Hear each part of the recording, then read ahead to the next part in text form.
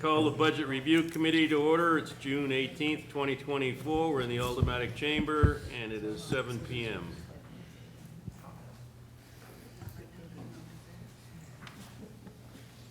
And when you're settled, you can call the roll.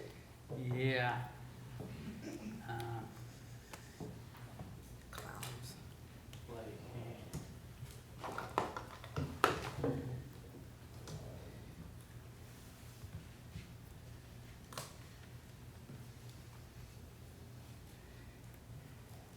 Okay, thank you for bearing with me. Alderman Senate, Here. Alderman Derek Theobald, Here. Alderman John Sullivan, Here. Alderwoman at Large, Shoshana Kelly, Here. Alderwoman at Large, Laurie Wilshire, Here. Alderman Michael O'Brien Sr. is present, and our chairman, Richard A. Dowd, Present. is present. And we have also Alderman Timmons Here. and Alderman Clay. Okay, first item on the agenda is public comment. Are there any members of the public that wish to? Seeing none. Communications. From John Sullivan, clarification of fiscal year 2025 budget. Also from Liz Hanum, Economic Development Director, budget follow-up. There being no objection, I'll accept the communications and place them on file. Without objection, I will suspend the rules to allow for communication that was received after the agenda was prepared. We have from Alderman Tim Senate regarding fiscal year 25 budget questions on school district regarding staffing. There being no objection, I'll accept the communication and place it on file. Unfinished business? There is none. New business resolutions? Before us this No, evening, none. yeah, none. New business ordinances?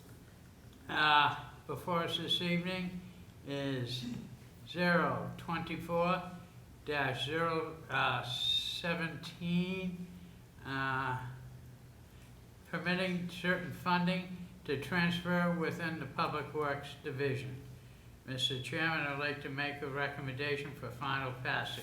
Okay, the motion on the floor is for final passage of R 24-017. I was gonna have somebody give an explanation, or? Yeah, just being the maker of the motion, I just wanted to introduce it, or being the one that had it put back on here, if I may. Yes, go ahead. Thank you, Mr. Chairman. So this is something that was in the Budget Committee last year, and it was ended up being tabled, and then the term ran out. So I'm trying to get it back on the docket so we can discuss it today. I know Director Photo is going to speak to it more, but I think it makes sense, and CFO Griffin was talking about it last year as well. And now that I'm on the Budget Committee, I figured I'd bring it back because I was for it last year. So I just wanted to introduce that because we did talk about it last year, so thank you. Okay. Director Photo? Thank you. Good evening, Chairman Dad and members of the Budget Committee. Thank you to Alderman Tebow for initiating and sponsoring Ordinance 24-17, and Alderman O'Brien, Moran, Clemens, Klee, and Wilshire for endorsing the proposed ordinance. This legislation would allow the Division of Public Works to transfer between the general funds only, which includes streets, fleet, parks, recreation, administration, and engineering. The departments within the Division of Public Works operate as one division. We work together to find solutions that will create efficiencies, save taxpayer dollars, and do whatever work we can in-house to stretch the funding we have in our budgets. Being able to transfer between budgets is one of those efficiencies. There are many ways that we save taxpayer dollars. Instead of hiring a contractor, the street department repaired Rick's garage for parks use, rebuilt a wall at Holman Stadium, completed concrete pool repairs, rebuilt the building at the recycling center, etc. The departments work together to rebuild parks like Atherton and Lincoln. Parks removes trees for wastewater, wastewater-assisted parks with the installation of a new pump at one of the pools. The ability to think, work, and function as one division is critical for us to be able to accomplish the enormous task of maintaining our city's infrastructure. When we prepare our budget, according to the mayor's guidelines and directive, we look at our general funds combined. The department that will benefit the most from this legislation is really the Parks Department. The Parks Department budget has been underfunded for years. We have $10,000 budgeted for pool repairs. This would be expended with one pool pump. Playground equipment is funded at $24,000. The replacement of just a simple slide would be $15,000. Tree removal is funded at $25,000. One tree could cost anywhere from $7,000 to $10,000 to remove. There are important projects that arise, like the Broad Street Roundabout and a pool deck repair that was a health department concern that couldn't be funded without transfers. Another example is the Parks Department needed to replace a garage door that's not safe, in danger of falling on someone, and we had to wait until this week in order to make sure we had the funding in our fiscal year 24 budget. Instead of adding additional funds to the Parks Department, if we have a mild winter, it would make sense to transfer from streets to be able to do some of these critical infrastructure repairs. Please note that checks and balances would still be in place. The mayor and CFO would need to approve the transfer. Purchasing guidelines would need to be followed, including any expenditure over $25,000 would have to be approved by the Board of Public Works and the Finance Committee. Thank you for your consideration of this ordinance, and I'd be happy to answer any questions. Does anyone on the committee have any questions on this? I have a question. Alderman Sullivan first. Thank you. Really to the committee, as we think about this, but, I mean, if we do this, does it set a precedent for other division directors, community development, administrative services, et cetera, to then motivate them to see this and say, okay, let's do that. So let's move monies within, the Arlington Street Center into assessing or things like that. So, I mean, that to me is, it's just, I don't know if it's setting a good precedent. That's my concern, just to the committee. Alderman Timmons? Thank you, Chairman. My question is, why was it tabled last year? Well, I wasn't here Well, at the meeting, so I think there. there, Budget committee last year. I think there was some questions that arose, and I don't really remember what those were. But I wasn't here, and I think that was part of the problem to speak to it. Yeah. Derek? Yeah, thank you. I wasn't part of the budget committee, but, I believe Alderman Jettie had it asked, either he was on the committee or he asked somebody to make that motion to table it, or it was tabled in the Board of Aldermen, I'm not sure. But I can't remember his concerns, but I think some of them were some of the concerns Alderman Sullivan just brought up, I think, is part of it. But I don't want to speak for him, but I think that may have been part of it. Alderman Clee? Thank you, Mr. Chairman. Correct me if I'm wrong, to my colleague from Ward 9. I think your comment about precedent is a very good one, but I think in this case it's slightly different because they have a Board of Public Works. So the checks and balances, meaning that it has to go through their department if it's $25,000 or more. So those smaller, less than $25,000, I don't think would give anybody any kind of acid reflux type of thing over a situation. I understand exactly what you're saying. That makes a lot of sense. But I think in this case, where they have the Board of Public Works, it's another body. It's an elected official that has to kind of help make that decision, and finance. So it's not just like they can, the transfer would happen within there, but someone would be looking at it and we'd be saying, wait a minute, why are we over budgeting here? So next year, y'all could look at it and say, you transferred all this money from this department, why are we funding it so high? So I think in the long run, it is a good thing, but you make some very, very valid points, but I think it would be different than other departments. Yeah. Alderman Kelly? You made many of the same comments I was going to make. I think that, we have checks and balances, but also at some point our departments need to have some mobility and able to, do the things that they need to do very quickly, especially sometimes when they're repairs. So I think this makes a lot of sense. And I think, I was just going to add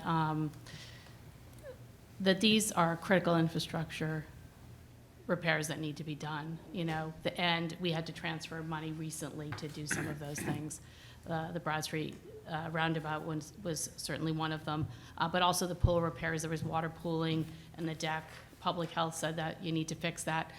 We didn't have any money to fix that. So these are the sorts of things that we really need to do. And we certainly could increase the park department budget, which if this doesn't pass, I will certainly ask to have happen, but I think it makes more sense to utilize the money that we currently have in our budget as efficiently as we possibly can, and that's what we're trying to attempt to do with this.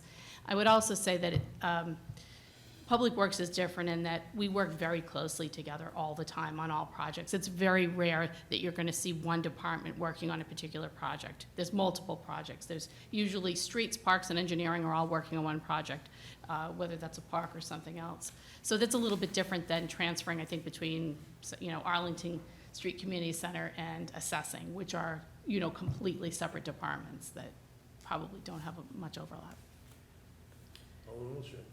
Well, Director Photo just took some of my thunder away, but. Sorry. No, and I agree with what you said about the departments working together. I mean, mostly that's what they do, right? They work Correct. together. And the other thing is, you know, when we budget for snow, which we have to do, and we have a decent year, why shouldn't you be able to use that money for, you know, repairs to garage doors and stuff like that? I think it's a good idea, and I'll be supporting it. Thank you. Alderman Sullivan. Thanks. Still having hesitation.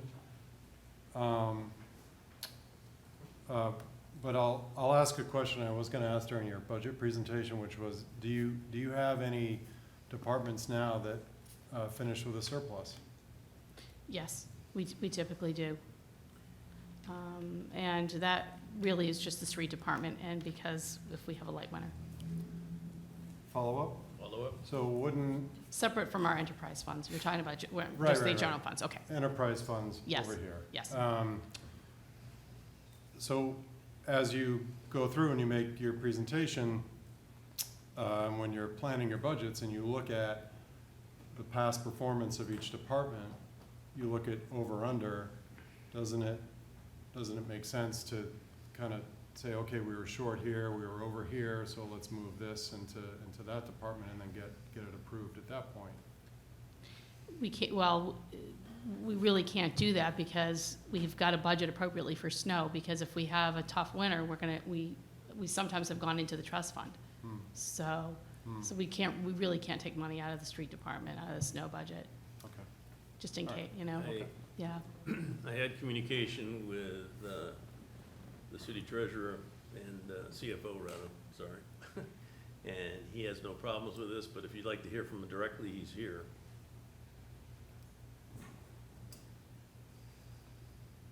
Guess nobody wants to hear from you. Ouch. But John had no problems. Moral support. All right, are there any more questions? Alderman Senate. The street department surplus is usually related to snow only. Typically, yes. I Typically, mean, okay. we're cautious because we never know what could come up. There could be a major catastrophe, so we tend to wait until spring to really start to. But that's do- usually driven by the But weather. yes, it's Okay. usually driven by snow, correct. Thank you. Okay. No other questions? All right, the motion on the floor is for final passage of O 24-017. All those in favor signify by saying aye. Aye. Opposed? Nay. Motion carries. Thank you. All right, Alderman O'Brien. Thank you, Mr. Chairman. I would like to make the motion to remove from the table R-24-57, which is the pending budget. Okay, the motion on the floor is to remove R 24-057 from the table. All those in favor signify by saying aye. Aye. Opposed? Motion carries. All right, this evening, we're gonna be going over we're gonna be going over the DPW budget, and then we're gonna start wrap up. And hopefully, for a number of reasons, we can finish that tonight. and get this out of the way, because I've had so many people tell me they don't want to have a meeting tomorrow. And I know that the treasurer, CFO can't be here tomorrow, and he has to keep track. So, we'll go over DPW first, and then we'll be making any motions that people want to make relative to the budget.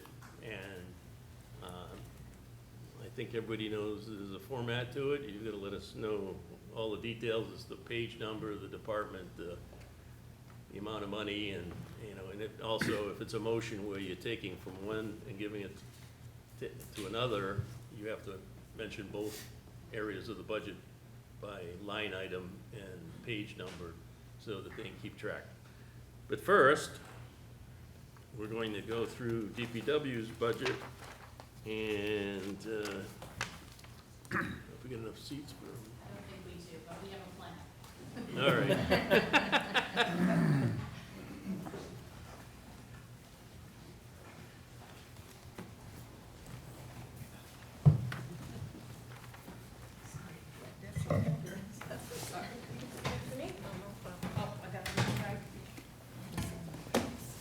We have the, yep, and the mayor's seat too.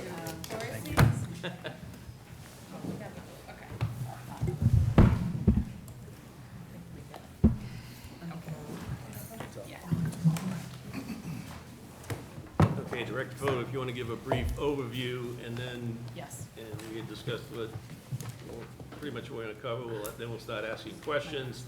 And if there are questions for a specific department, I believe the department people will be answering the question, but Yes, that's Director correct. Photo. Great, thank you. Joining me this evening is Carolyn O'Connor, Assistant Director of Public Works, Matt LeBlanc, Division Operations Manager, Jeff LaFleur, Superintendent of Solid Waste, John Ibarra, Superintendent of Streets, Mike Rush, Superintendent of Fleet, David Boucher, Superintendent of Wastewater, Dan Hudson, City Engineer, Brian Connett, Superintendent of Parks, and Lauren Byers, Recreation Administrator. The fiscal year 25 Public Works General Fund budgets before you tonight reflect an increase of 8% over fiscal year 24 due to a number of items which we will explain, but some major impacts include contractual wage increases, the transfer of Cartograph, our work order and asset management software from the IT budget into the Public Works budget, the transfer of payroll from financial services, and budgeting for summer fun, as fundraising is becoming more and more difficult. There are a few other important changes that I would like to highlight. We have created departments for recreation and fleet. Carolyn O'Connor's position was moved from financial services to public works, and her title was changed from senior manager DPW finance and administration to assistant director of public works finance and administration. We eliminated the position of operations supervisor in streets. However, the employee in that position will not be eliminated, and it will be moved to a comparable position on July 1st. We added a landfill CEO and a solid waste assistant to solid waste, and a GIS technician in wastewater to meet current and anticipated permit requirements. The total fiscal year 25 DPW budget before you tonight is $70,444,724. $29.8 million, or 43%, is wastewater. $25 million, or 36%, is solid waste. $6.2 million, or 9%, is streets. $2.3 million, or 3%, is fleet. $3.7 million, or 5%, is parks. $646,728, or 1%, is recreation, and $2.1 million, or 3%, is administration and engineering. We will present the changes in each budget and, of course, answer any questions. And with your permission, Alderman Dowd, we'll begin with administration and engineering as it appears on the agenda. It's, revenues on page 197, appropriations on 198. Good evening, Dan Hudson, City Engineer. I'll hit the highlights, but if there's any detailed questions, we'll dig in deeper. So, starting with revenue was proposed is the same as last year. Last year, we did receive a large state bridge aid check, which we don't anticipate receiving this year, so that's a change there. Moving over to appropriations under salaries and wages, there's a number of increases. Those are contractual for wages full-time, Wages interns, we bumped up a little bit to raise the wages for market conditions. And then there's an increase in wages for elected officials. Fringe benefit changes are contractual. I'm gonna skip to other services. We have a change in telephone cellular, that's data plans, cellular costs.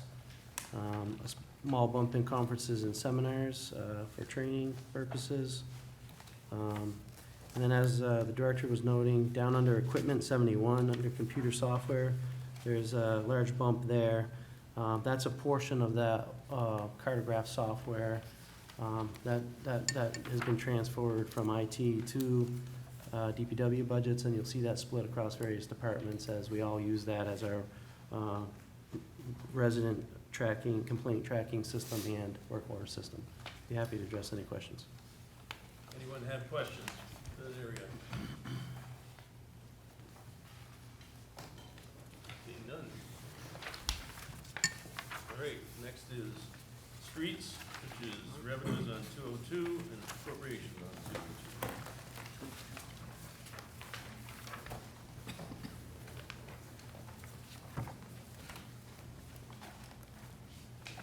My pages of the book don't seem to jive with that, but Johnny Barr, Superintendent of the Street Department.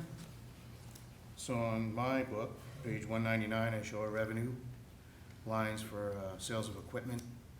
That's if we put anything out of service and goes to auction, we carry a $2,500 line there. We also carry the snow tow, that stayed the same, $25,000. And miscellaneous revenue, that's if we part with any smaller tools, mixers and compactors, items like that, and that's at $1,000. Appropriations through salaries and wages, fringe benefits, those are all contractual moves. Property services, other services, supplies and materials, and equipment are reflected there. And I'll answer any questions as we go on. Questions? Yes, sir. Alderman Sullivan? Thank you. Thanks for your presentation tonight. I'm looking at your appropriations. They went from the adopted budget last year was 8.126 million, proposed 6.284, a drop of 29% in appropriations. What happened there? Carolyn? I can answer, we broke out the fleet department into its own Oh, department that's- this year, so that part of the budget is under fleet. Okay. Thank you. Any other questions?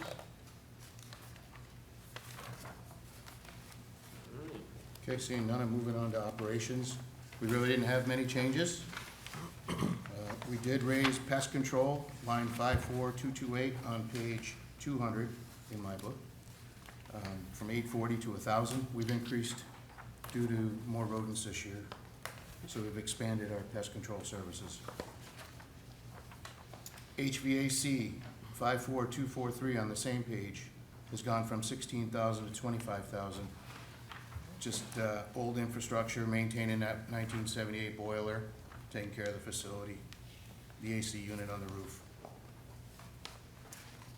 Another reason we could use a new facility.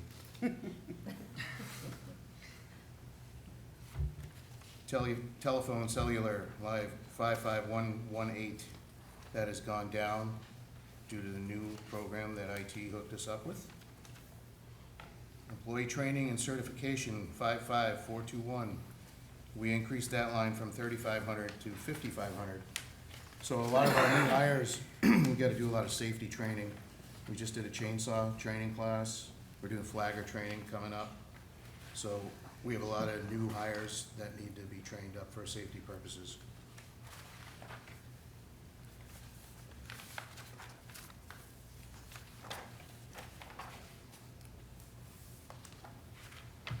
Computer software, line 71228 on page 201. That is increased due to our data tactics program for fleet, maintaining the signalized intersections. And those are the highlights, and I'm happy to answer any questions. Anyone have any questions?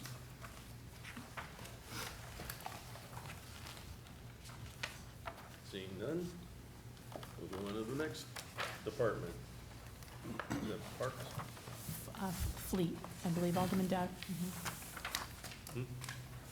Fleet Department. Thanks.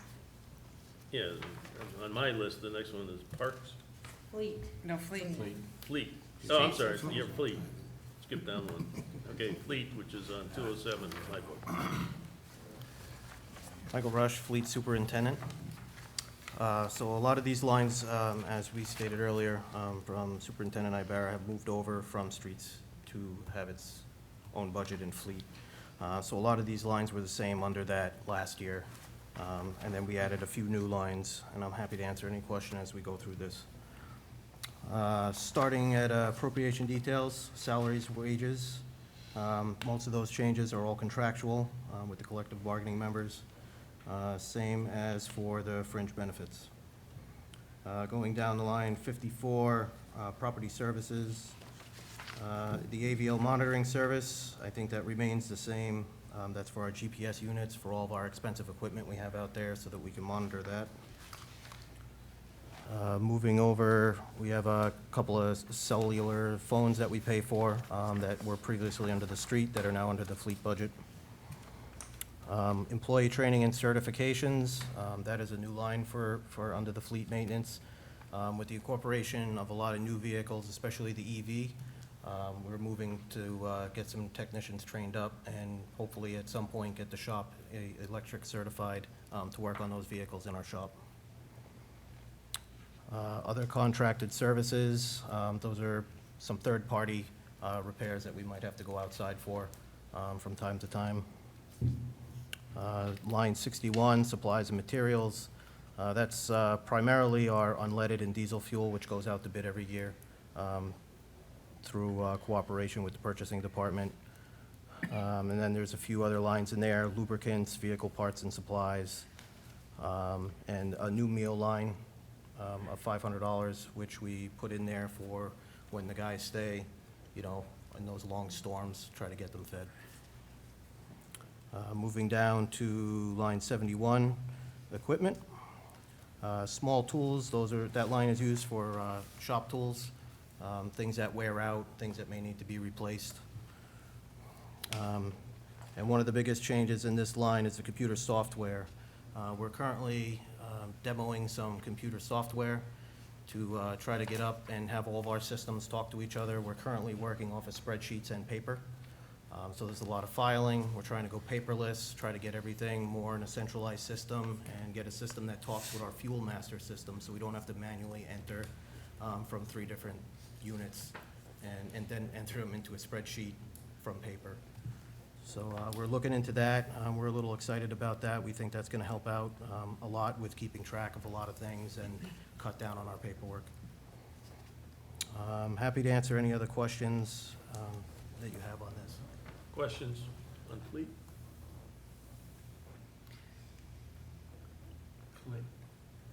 Yes. I don't know so much if this Alderman is, Fleet? thank you so much, I appreciate being called upon. I'm not sure if this is necessary for Fleet or if it is actually for Director Photo. When you're talking about the software and Mr. Rush used the term centralized to systems that, and I know all your departments work together, does that mean you would all be able to have access and look at different types of things and so on? Yes, Putting all this into, Public Works and beyond. So we service also vehicles for the school, all the school departments' vehicles. We service for all city hall departments, public health, administrative services. So all of those, and then we help the police department too, to some degree. And so all of those divisions, departments would have visibility into this software to be able to see what's happening with their vehicles. great, I love it, thank you. Any other questions? Alderman Kelly? I'm just flipping through last year's budget and this year's budget. So fleet is a new area. Where did some of these, like I'm looking specifically at fuel, where did those live before we had fuel? Street department. Under street? Yeah, all of the fleet lines lived in streets. Okay. I wanted to see the difference in fuel. Sure. Takes time. Any other questions? Seeing none, now we'll move on to Parks, which is on revenue on 211, appropriations on 212. Good evening. Brian Conant, Superintendent of Parks Department. I'd like to go over the revenue briefly. As you can see, there's some cell phone tower revenues at Holman Stadium, Mine Falls Park, and the skate park. Those go into trust funds and can only be used at those facilities. I'm going to go right into the appropriation details if there aren't any questions on that. Any question on the revenue? Alderman Sullivan. Thank you. I'm just looking at revenue for concession fees, basketball, baseball, swimming, et cetera, all going to zero. Do you want me to answer that? We broke out recreation into its own department. So those specifically relate to recreation and Okay. those will be spoken So to. we're making new departments this year. All right, got it. Okay. So you're going to see that, and you're going to also notice in like the salary and wages, there isn't really much of an increase. I think there's actually a small decrease, and that's why too, Alderman Sullivan. Going into the appropriation details, you can see wages are contractual. It has dipped slightly. That is because recreation is now its own department. I'm going to jump down into line 54250, pool repairs and maintenance. That line is going from 4,000 to 10,000. We use that for various things at the 3 pools, the splash pad and the 2 wading pools that we maintain. You know, we just replaced the pump at Centennial pool this year, and that was just the pump alone cost $5,500. So these things aren't cheap by any means. Tree removal services. The department for a long time had $10,000 budgeted. We advocated last year to the board for an increase to that for $15,000. And we got that, we spent that. I believe we only have about $1,700 left out of the total sums that we had from last year. So I think we've proven that we can spend it. And I can tell you there's already a backlog list for this year. Vehicle repairs and maintenance, that line has gone up. Just the cost of parts and supplies and everything of that nature has skyrocketed. The equipment rentals, that is for the portable toilets. So that price has gone up. That's just part of the 3-year contract that we go out for with that. Conference and seminars, line 55400, has gone up slightly. We use that to educate the staff. Some of them have pesticide licenses. We have to go to educational classes and get credits to keep that license through the state, to keep that certified. So that's what that's for.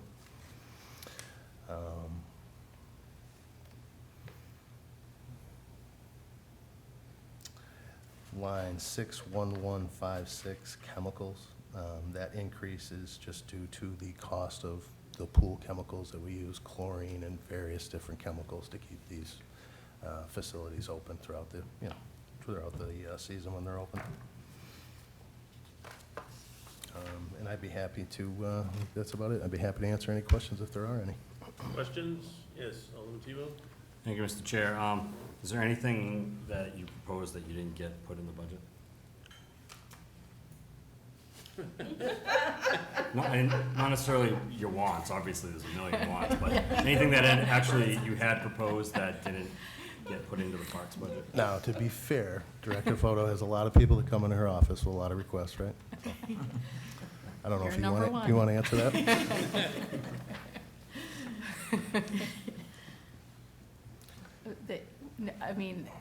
I can answer that, sure. So the superintendent is really trying to, we've been underfunded for years. We've not replaced things that we should have replaced for years. So we're trying to get up to speed. And so, yeah, there are a number of things and that we'd like to do, but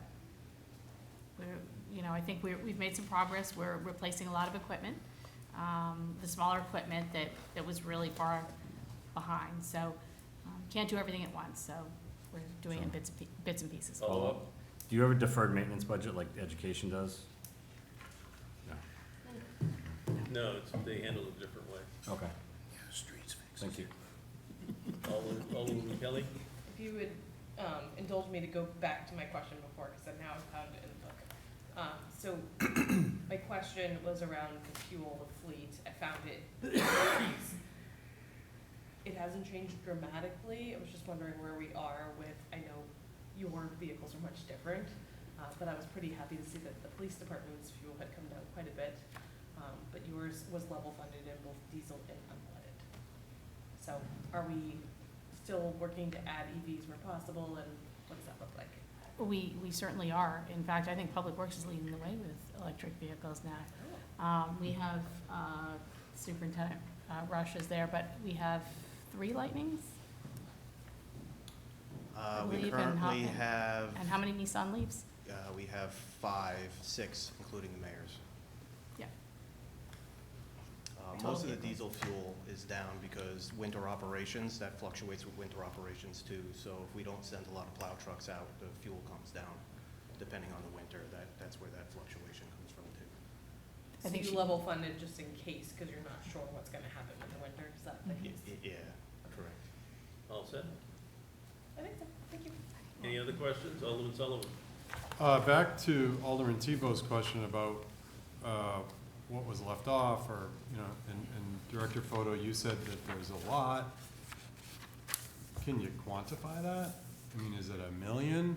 Is it 20 million? No, not, I'd say under millions, really. And there are things that, there are mowers that would make us more efficient. There's a painting machine to stripe that would make us a lot more efficient. And again, he's trying to do more, he has such a small crew that he's trying to do more with a small crew. So we're trying to find different efficiencies, and he's identified some of those, so. Okay. So, but I think Okay. we're working towards it. All set, Alderman Sullivan? Yep. Any other questions? All right, thank you. We'll move now on to recreation. Lauren Byers, Communication and Recreation Administrator. So as part of the reorganization and the creation of the Recreation Department, we eliminated the 2 departmental positions of Recreation Program Coordinator and Recreation Program Manager, and replaced them with 2 positions, Recreation Program Specialists. These positions are equal to each other. They will divide and oversee the programs separately, but they will also work together and assist each other as needed. Director Photo also mentioned before about the creation of a fund for our summer fund program. That's on page, well, it's my page 214. Our page 217. Your page 217. Yeah, 55, and my eyes are going, 657. And so up until now, and prior to this funding, Summer Fund was completely dependent upon donations and sponsorships.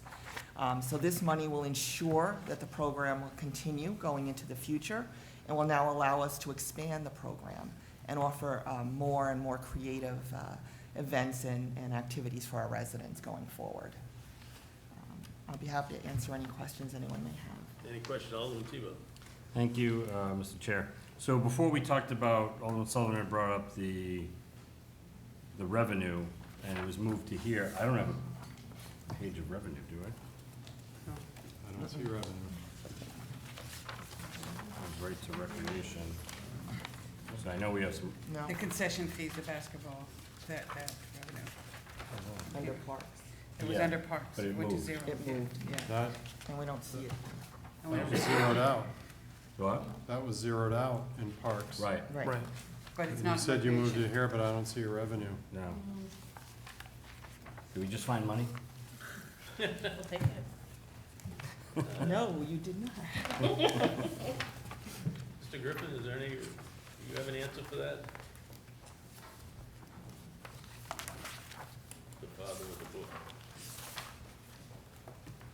John Griffin, CFO. The only thing I can think of is in the printed version, we didn't print the revenues. But I will check with Chief of Staff, Megan Karen. Can't hear you. Oh, I see, I'm sorry. I'm not sure we enabled the revenue portion of that budget, but we will, and we'll send it out. I don't know if the online version has it. It doesn't. No, I'm So looking at the online We'll version. get that to you. Bear it up. We'll get you that Okay, information. great, thank you. But essentially, the former Parks revenue moved over to that account. And it stayed the same? Probably, I don't know if Ms. Byers could Yes. indicate Yes. if it went up or It down. did stay the same? Okay. Thank you. Yep. Other questions? Alderman Sullivan? Thank you. You mentioned that it's net neutral on the head count, but you reclassified people. Are they paid the same? The salaries are slightly different, Are they higher or are they lower? both. So if you added the two positions together, were they higher or lower?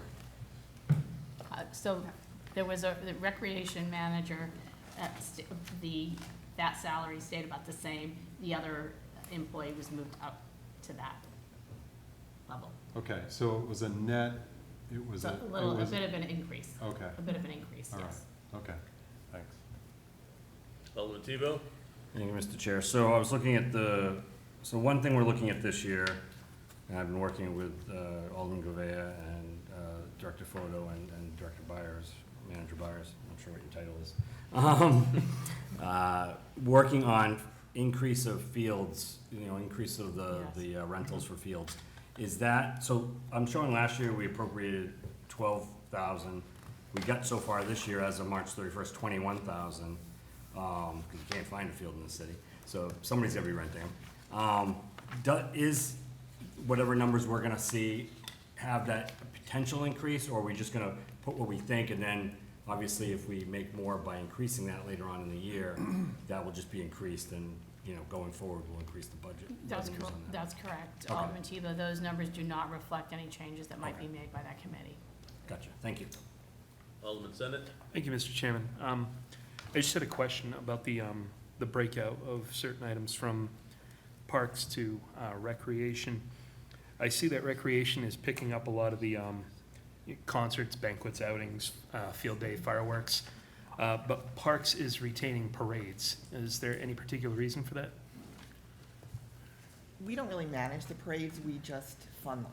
Okay. So, I'm not sure if there was there's no specific reason to keep it in one or the other. No, we really don't have any, it's really just funding them. All right. That's all we really have to Yeah. do with the parades. I do want to note, though, that there was an error. The Parks Department will continue to oversee the fireworks. Yes. That was an error that should not have been put in. So that should be in parks? That should have been in Parks. Okay. Alderman Cleen? Thank you, Mr. Chairman.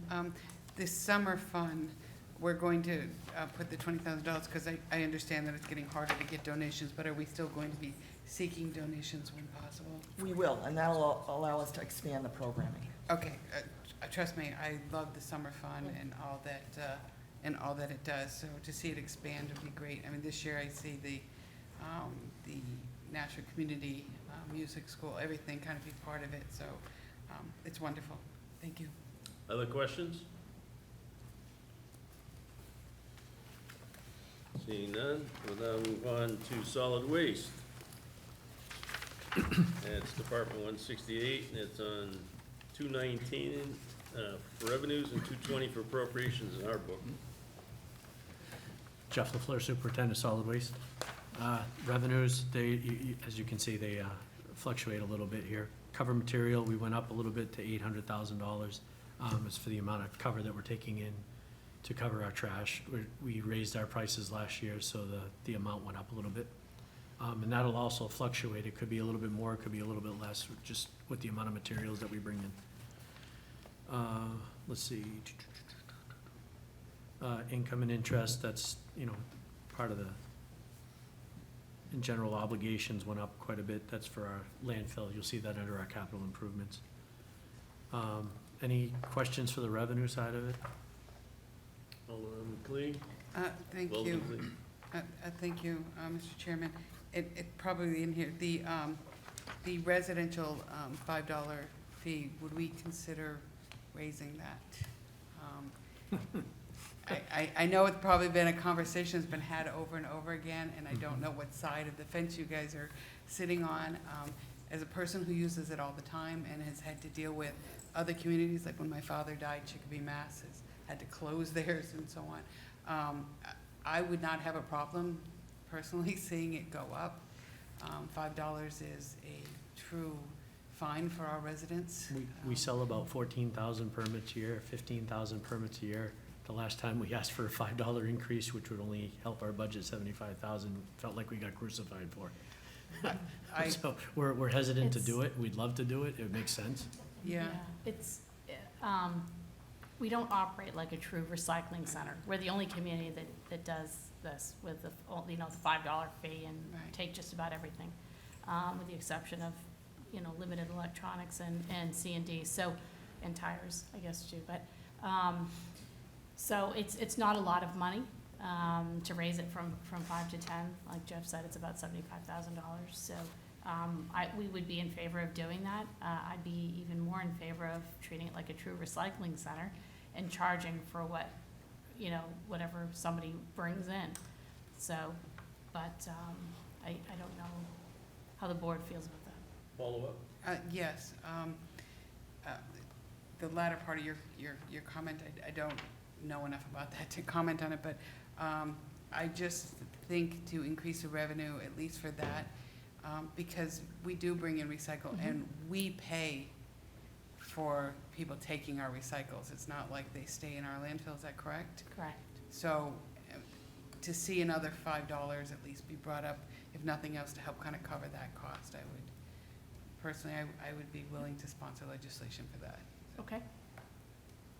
Yes, Alderwoman Kelly? I think you have a few follow-up questions around that discussion.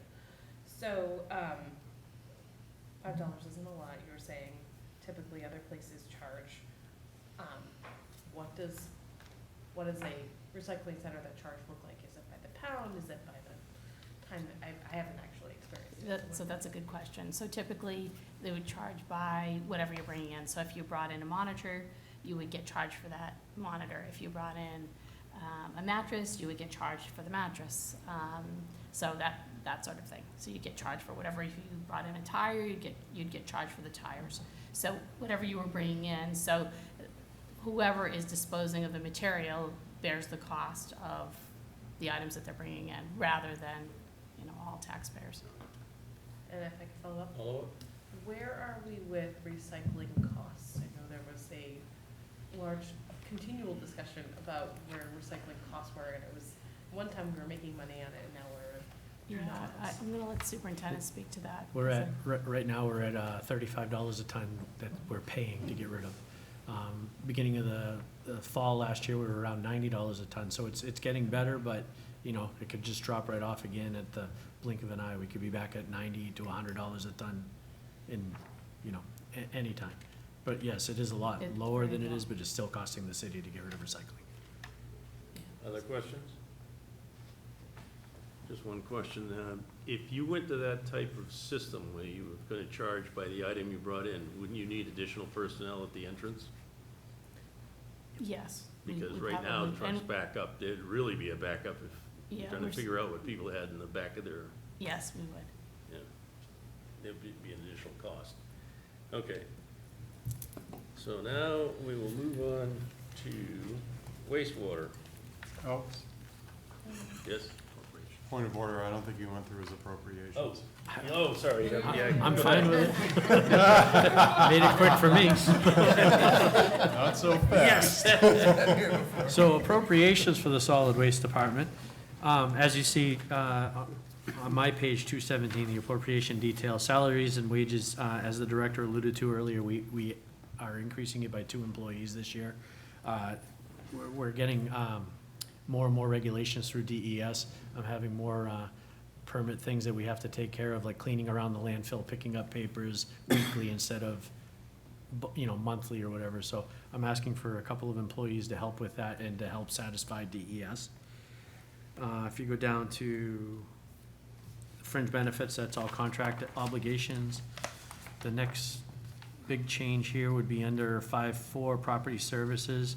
Those are purchasing guidelines. You'll see 54280 went up $10,000. It's for recycling area and buildings upgrades over there. We got some rotting and some buildings that need some paint and some siding and everything. You'll see some big things happening there at the landfill right now. Vehicles, repairs and maintenance, those are my fleet guidelines. Those are parts increases as others alluded to. Nashua Regional Solid Waste dues is up just a little bit. That's our household hazardous waste. We pay into a group of us pay into it for a community, so that's our funding.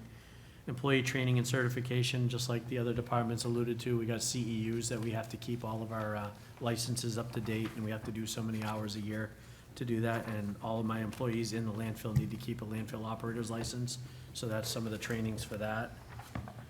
If I get over to the 61560 construction materials, there's gonna be a lot of well materials. We do a lot of our own well repairs, piping, connections, anything that needs to be done up in the gas field to help with emissions and gas collection. 7100, that's also a lot to do with the gas collection and specialized landfill equipment. We have an FID machine that we need to upgrade to keep with compliance with DES. Computer software, we use the solid waste, that's a lot for our SMS software, cartograph softwares, and GIS softwares. That's the increase there. And then if we look at 8100, the capital improvements, that's the big one this year for us. That's gonna be for a flare replacement. Our flare in the landfill is over 30 years old, and if that thing goes out, we're gonna be non-compliant with DES with destroying all of the gas that's coming out of the landfill. So if the two engines that are making electricity from our plant, our EPP, if those engines both go down, the flare must run. And like I said, that's 30 years old, so we're gonna replace that this year. Gas header relocation, that's part of the, we have to do this before the phase 4 construction, which is the very next one, is the $12 million dollar signs that you see there. It's for the construction of phase 4. I have to move the header out of the haul road where the new landfill's going, move it up into the landfill, so that's gonna be about $1 million project right there. And then I can start doing my construction of the phase 4 landfill, which will gain us about 40 years of airspace. Questions? Alderman Sullivan. Thank you very much. Around headcount, so when I showed fiscal year 24 to fiscal year 25, if I just look at solid waste, I see that there were 3 positions added. It was 33, now it's 36. Not gonna quibble over one. I'm sure there was a reclassification or somebody slid in there. But what are the new positions that you gained? What are their titles? Because I'm just looking at the supplemental information, and I was just curious what those are. Because I thought I heard in the introduction that there was a landfill CEO. Yes. I just don't see that position here. Sure, the landfill CEO is the roll-off driver. It's gonna be a CDL position, so that person will be able to go on the road if needed. And then the second position is a solid waste assistant, which is the one that'll be in the landfill, picking papers, cleaning up, watching residents come in and out, and patrolling the area. Follow up, please? Follow up? So there was some noise in the hallway, so I didn't hear in the first one. I'm sorry, what? The landfill CEO is actually, it works in the landfill, does the roll-off driving, so it has a CDL license. It'll be that person will be able to run the roll-off, we'll be able to go out on the road if needed when we're short-handed, and it will also be able to plow during the winter because it'll have a CDL license. Okay, so could I just ask, what's the title? Because I don't see landfill CEO listed. There is a CEO landfill, and then there's CEOs, collection equipment operator landfill. I'm sorry, collection equipment operator. Sorry. As I'm saying it, it's clicking. There it is. Sorry about that. Thanks for the clarification. Sure, sorry about that, sir. No worries. All set? Yep, thank you. Alderman Clee. Thank you. Just a quick question, going back to recycling and so on. I know that we have, one of our recycling areas, we have it covered. And that was so that it wouldn't be weighted down by rain and so on. Sure. Is there any consideration of doing it to the other? And is there a significant cost savings to warrant doing something like that? Well, the area that we have covered right now is sufficient for what we take in right now. The occasional resident will go over there and throw it into the other bunkers, and what we do is, at the end of the day, we scoop it up and put it right in underneath the cover. The cover costs us about $75,000 to install. I don't see the need for us to spend the $75,000 right now. In fact, we might use those bunkers for something else. Still in the works right now. We're trying to, figure out what would most benefit us. But if we do find out that, we are gonna use that for secondary recycling, we will cover it. But right now, we don't think it's fiscally. Follow-up? I apologize, I'm the one that went over the other side. It's not a problem. I just did it a couple of days ago, so. To be honest with you. Just went up. Yeah. There were so many vehicles over on the other side, I was like, I'll go here. So, thank you very much. Yeah. Other questions? Okay, seeing none. Now we're doing wastewater. Revenues 225, appropriations 226. Good evening, Dave Boucher, wastewater superintendent. I'll start at revenue, page 222 in the book. Major changes under sewer user charges, there were some rate adjustments there. And under general obligation bond proceeds, there was an increase there. Before I move on to appropriations, you can answer any questions. Questions on revenue? Okay, you can go ahead. Under appropriations, I'll go to page 223. There's an increase under salaries and wages. Director Photo mentioned earlier, there's a position of wastewater GIS technician being added. That's a much-needed position. Page 224. Actually, I'll go over to page 225 under chemicals, 61156. It's an increase there, mostly based off of historical usage of chemicals. We utilize chemicals for treatment in the facility, and we also have a satellite location over by Bridge Street. We also use chemicals for disinfection. And there's under equipment, computer software, there's an increase. I know Director Photo mentioned that earlier, department-wide. Under debt service, there's also an adjustment for our new debt service there. Capital outlay, there's also an increase under 81700, infrastructure and improvements. And that's it. I'll be happy to answer any questions. Questions? Alderman Sullivan? Head count question again. In the #24 budget, wastewater had 38 full-time employees. In fiscal year '25, it's got 48 and a half. But you mentioned that you only added one position, and I looked at the salaries and wages, and they didn't jump 10 positions worth. So I'm really confused as to what's happening. I can explain. In wastewater and solid waste, there are positions that are located in other departments that are partially funded through the enterprise funds. So the confusion is, last year it was presented differently in the budget. So if you look at our breakout this year, you can see like some positions are, might say .10 or .20. And so that's why it looks like there's so many more positions this year. But we have a lot of positions from other departments, if their job involves something that they deal with to help the enterprise funds, they're partially funded through the enterprise funds. Okay, thanks for the explanation. All set? Yes. Other questions? Seeing none, I believe that completes our review of Division of Public Works. Thank you, everyone. Thank you.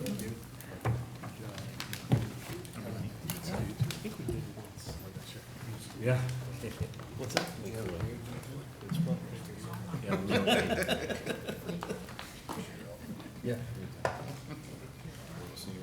Yeah. Take care. Thank you.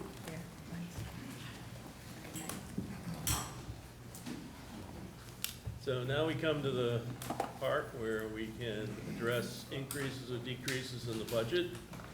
And, you know, if I could have Mr. Griffin come up and be the scorekeeper.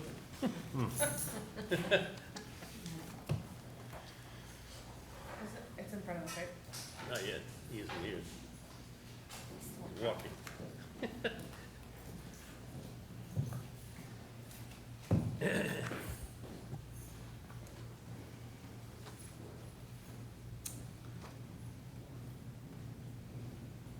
Welcome, Mr. Griffin.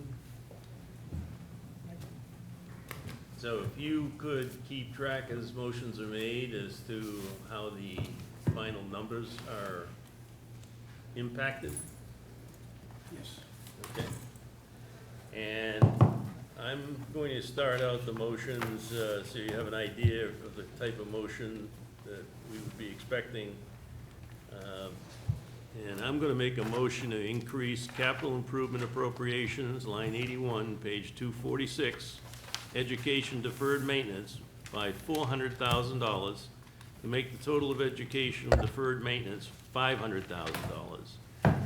Now, in the capital improvements program, the items that were being considered in this account amounted to $1,135,000. Now, $350K of that was for the study, which is going to be funded a different way, leaving $685,000 for things that school department, Mr. Smith, needs to get done this year. We're only going to, by my motion, bring it up to $500,000, so there'll still be things that won't be done. If you want to know the exact items, I have them in the capital improvements book, and I'll be willing to read them. Otherwise, that's the motion on the floor. Discussion. Alderwoman Kelly. Thank you. You actually started where my question was going to be, so I appreciate that. I'm generally supportive of adding more deferred maintenance money for the school. I think that they continually get underfunded, and maintenance is important for our buildings, especially as we're building brand new ones. But my question is, Yes. ad hoc committee is supposed to be working on it. So does this part of the budget even make sense if we haven't come up with the list of capital improvements, or is that a separate? The ad hoc committee is considering it, but it won't be for a couple of years before it takes effect, so it doesn't impact the deferred maintenance for FY 2025. So you answered the question in regards to your motion. I was wondering about the entirety of this capital improvements area. If you, as the ad hoc committee, are working through the projects, are we gonna be approving projects that are not the ones that you're going to be recommending? I didn't hear the last part of it. Are we going to be, Approving money for projects that might not, line up with what the ad hoc committee is recommending. well, the ad hoc committee is just recommending. I mean, we haven't finished our work. We were hoping to get that done Next week. last week, but that didn't happen. I think we have another meeting this week. Next week, Monday, I think it's. Minutes aren't off. The last week, 26th. that's why I'm asking. Just generally, maybe, CFO Griffin can let us know, should we be just giving a ballpark baseline, or if we pass this and then you guys change your minds, now we've got 300,000 to Public Works, but you decide not to do that, do we end up Just having for- to undo just things for that we've done? clarification, none of the things that are in the deferred maintenance or anything being considered by ad hoc. I can read what some of them are. Bicentennial needs five, what they classify as storefronts, but they're actually windows that need replacement for the integrity of the school. National High School North pavement repairs, because at some point the whole site's gonna have to be repaved, but just the repairs to fill up the bad parts of the road around the school is $150,000. Elm Street Elementary needs to have a roof replaced on a 1960 classroom wing for $100,000. What school was that? Elm Street? Amherst Street, Oh, Amherst Street. You said Elm. You said that. elementary school. Oh, you said Elm. You said Elm. No, well, it says Amherst Street Elm, it's elementary. Oh, okay. Nashua High School South tennis court repairs. I understand that there's an issue and they use those for, you know, competitions, $65,000. And Nashua High School North, replace primary boiler controllers, $65,000. And Nashua High School South, improve ventilation in small engine lab, $60,000. That's a safety item. So those, we're not even covering all of those is what I've recommended, but I am making the motion for $400,000 to make it $500,000 total. Sorry to be exhaustive, but could we get an answer on my question before we talk about anything in this area? I thought you did. I asked CFO Griffin and I didn't get an answer. Oh, Sure, CFO Griffin, John Griffin. The ad hoc committee is looking at a lot of things, but as we learned in the CIP process, Mr. Smith requested $1.3 million. So I don't think this 400,000 is a duplicate to that. What the mayor, Administrative Services Director Cummings, and I have talked about is trying to fund this particular area to something that's more meaningful than $1 million. I think Director Cummings indicated 2.5. We had talked somewhere between 2.5 and 3.5. And the logic that I provided was, instead of just bonding 40, 50 million every year, bond no more than 30 and save whatever that was that you're saving and put it into something that allows you to repair things going forward. You have to start somewhere. That's what I've been saying for the last few years. But the 400,000 is critical for some department that asked for $1.3 million. If I could follow up. follow up? Totally understand, and I agree. My question is still about this whole area. If we approve this budget as is, right, and it says it's got, you know, 300,000 to Public Works, does that 300,000 have to go to Public Works? Or if ad hoc says, oh, we're not gonna fund any Public Works, or we're not gonna recommend, I'm not saying that's the case, do we then have to go back and undo all the things that we're doing? That's what I'm trying to get an answer to. And I tried to ask before you made your motion, so sorry for the confusion. So my understanding is Alderman Dowd would like to add 400,000 to the million. He's not taking it from other departments, he's adding 400,000 to the budget, so the school district will get a $500,000 instead of 100,000. The DPW, they'll still get the 300,000 that's allocated. Am I not being clear in my question? I feel like my question is, this is a list of capital improvements that was put in front of us, page 245, previous to an ad hoc committee being put together to talk about capital improvements. So my question is, if we approve all of the appropriations from page 245 to 246, is that going to negate the work that the ad hoc committee is doing? It won't negate the work. In this regard, the mayor, Administrative Services Director Cummings, they, with my assistance, they created this original $1 million knowing that we have an ad hoc committee. So, and I want to be clear, it's not going to cause an issue with the decisions that are eventually made by the ad hoc committee. That was my question. Right, the ad hoc committee is trying to figure out a bonding spending plan. Okay. And great work has been done in that, I might add. I So agree. what we need to do as a city is figure out that in-between customary maintenance in each department versus building new structures and so forth. And it's not just unique to Nashua. A lot of states, they build things and they don't provide for the repair, maintenance, et cetera, even, so that it's not gonna negate the hard work that the ad hoc committee has put in. Thank you. Thank you. Other questions? Alderman Tebow? Thank you, Mr. Chair. So in this particular case, you're just adding, you're not taking from somewhere else, so this is just an add-on to the budget. When I look at the education budget, it's the highest budget, and I know I get the part that salaries and benefits drive a lot of that in general. But is there nothing that we can cut from that? It seems like they're cutting staff and then they're adding staff, and it just, now we're adding more, and who's to say who's maintenance? Like, I know we do the ad hoc capital budget where we put these big things on there, but who's to say a tennis court at South is as important as maybe some park fix from DPW somewhere else? Like, we're not adding potentially to DPW, so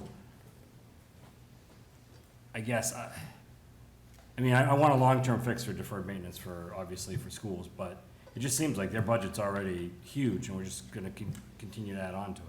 They will not transfer any money out of their operational budget into deferred maintenance.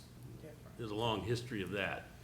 And because my motion doesn't take something from somewhere else, if somebody else wants to make a motion to reduce some other part of the budget, 400,000, that's something to be considered, but this is only adding the 400,000 at this point. Okay. Alderman Clee? Thank you, Mr. Chairman. I just have a quick question about procedure when it comes to this deferred maintenance capital improvement for education. One of the things with the education budget is the aldermen have a hands-off. We give them their bottom line and so on. You read all these items that they need, and I'm not saying that they don't need them. They definitely sound very important. But if they were to have this money, could they then say, no, I decide I'm gonna do this or I'm gonna do that? Or is that because it's part of the CIP, that whatever they put on the list is what's gotta happen? It's up, it'll be under the control of Sean Smith, not the superintendent or the board. Although any project over a certain amount of money has to go through their finance committee, but the overall control, and it's been true for the last few years, the monies that we've given them for capital improvements, for deferred maintenance, stays in Sean's control. Mayor, hello? Yes. Mr. Smith is still part of the National School Department, and so I guess I have to ask the same question. The list that you gave us, that does not necessarily mean what he would find as a priority maybe in 8 months or something. He has the wiggle room to do this, or does it have to go through the capital? If something else came up that were more important, yes, he has the ability to change it. These projects that went through CIP went through the Finance Committee and the Board of Education already, so those are priority items that should be done. And hopefully would be done unless something other critical came up. But when you've got $1 billion in 20 buildings infrastructure, this amount of deferred maintenance is woefully short, even with the additional money. Yes? This is more comment than anything, and the reason I am trying to make this point is that if they determine somewhere down the road that they want to do something else versus what you've listed, the public is going to say, didn't you say those same things last year? So we don't have a way, and I just want the public to understand that if we do give them this money, we don't have a way of saying to them, you have to do these projects. And to Mr. Griffin's comment, that they need like $1.something million, and we're only gonna be putting in $500,000. That list is much longer than, I'm sure, than you even said. As you said, they got $20 billion. So That's the only point I'm trying to make. Yeah. I'm not for or against this. I'm just saying is that for the public to understand, the Board of Ed has been saying over and over again, their hands are tied, the Board of Aldermen make all the decisions and so on. I want the public to know that no, the Board of Ed does not, the Board of Aldermen does not make any of the decisions when it comes to the spending. The only thing we can do is bottom line fund them. And I want to make that very clear. Yeah, So so thank you. All of these projects have been cleared by the Board of Ed. If something, and having worked with Mr. Smith since he's been employed by the city of Nashua, which was many, many years, the deferred maintenance is a critical thing to him, and he's not going to allow it to be spent for anything that's not critical to getting it done. The ventilation for kids working in that small engine compartment, it's pretty severe because you can make those kids awfully sick if you don't have the right ventilation. And so the projects are well thought out. And they're not the large projects that would have to be bonded. These are things that they have to do during the year. And as I mentioned, there are a couple others in the list that I didn't mention that are less important to them, so. Thank you. Alderman Sullivan. Thank you. Will these projects that you mentioned be vetted, tracked, and held accountable in the Joint Special School Building Committee? No, because unless something is transferred from the Board of Education to the Joint Special, we don't have control over the Joint Special. These are items that have been vetted by the Finance Committee on the Board of Education and the board itself. And any item that comes in that needs to be spent will still have to go through their Finance Committee for approval. So they can't spend it on something that the Board of Education Finance Committee doesn't okay. And these have already been vetted by them. Other questions? Alderman Tebow. Thanks. I don't know if this ends up being a question or a comment, but thank you, Mr. Chair. To Alderman Sullivan's point, like, I don't know. And I know, you know, people last night, for instance, compared us to private business, which, you know, you can't give teachers a review and, you know, change their pay because there's contracts, right? So I know we can't run this place like a business all the time, but when we track those everything that we do and get updates on all these things, because we've spent the money and we've given the taxpayers money over to any department, not just school, but we have less control over the school stuff. I think it would be nice to see, and I'm not on that committee, but obviously you mentioned it, so you must care about that piece of it. Oh, I'm on it. Yeah, that's why I'm saying you care about it, because you're on it. And so I would think that you guys would want to see that, so I don't know why we couldn't ask for that, because if we're spending money. Typically, the Joint Special School Building Committee wouldn't get something from the Board of Education unless it was over $1 million. So does the Board of Ed do they get those projects and what the status is and how that's all going? Absolutely. Okay. That makes sense, thank you. Any other questions? All right, the motion on the floor is to add $400,000 to line 81, page 246, education deferred maintenance. All those in favor signify by saying aye. Aye. Opposed? No. Motion passes. Okay, next, Alderman Kelly. Okay, great. So, I would like to have us go to fire, page 117. And I would like to move to add $99,447 to line item 51900, just salary adjustments. That covers the contingency for a proposal that's gonna be coming before us, from the fire department. But I know when they were here, we were asking about those, upper echelons of the fire department. They're unaffiliated, so they don't get the same pay raises. I don't know if any of you remember, but I remember the chief specifically saying, we actually take a pay cut, a significant pay cut to run this department. I don't think that's right, so. So, It's 51900. yeah, okay, I was gonna say, I we said, need the page number, the I line said number. that. Did I do it? I said it, right? Yeah, I didn't get it, but yeah, What you said page? it. Page 117. You said it, but you You went said right that. into it. Yeah. Sorry. And how much And how was it? much is it? Let me read it again. Thank you. We are in fire, Speak to this. page Yep. 117, line 51900, which is salary adjustments. And my motion is to add 99,447. Okay, Their that's the proposed, yeah. that's the Their motion on the proposed, floor. correct. Yeah. Alderman O'Brien, did you want to speak on the motion? Thank you, Mr. Chairman, I do. As many of you know, I was on the fire department, was promoted from captain to deputy chief. And one of the things that I found really concerning to me was captains were making as much money as deputy chiefs. And for all the stuff that a deputy chief goes through, to have this particular thing. This will kind of level off the balance. It'll make the deputy chief's position you know, a little bit more than what it is.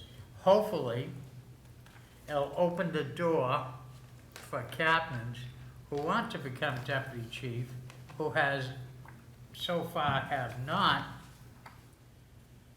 because of the pay, they will probably start to seek that particular position.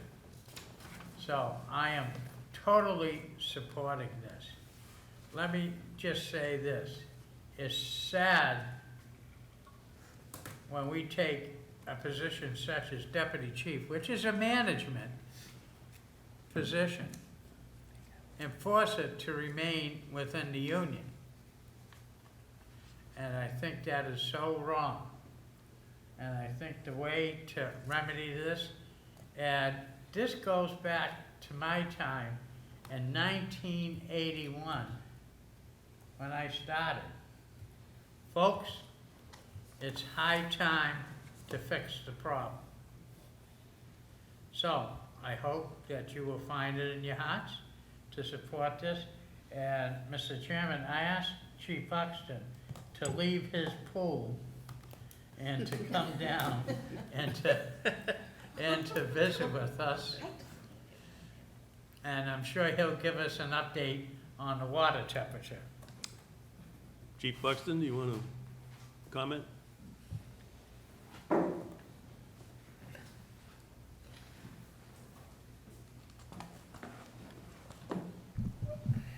Steve Buxton, Nashua Fire. Just for the record, we have no pool.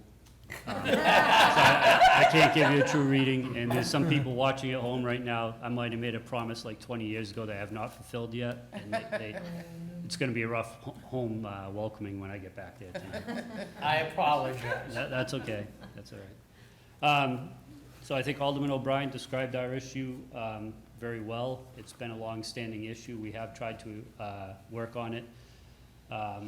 Back under the Davidson administration, there were some adjustments made, and then the policy went away, and it quickly got eroded. So decisions are made within our organization. People are very hesitant to leave the labor group because not just their compensation, but some of their leave benefits and stuff are different when they go into the unaffiliated group, and all those things have impact on life in general.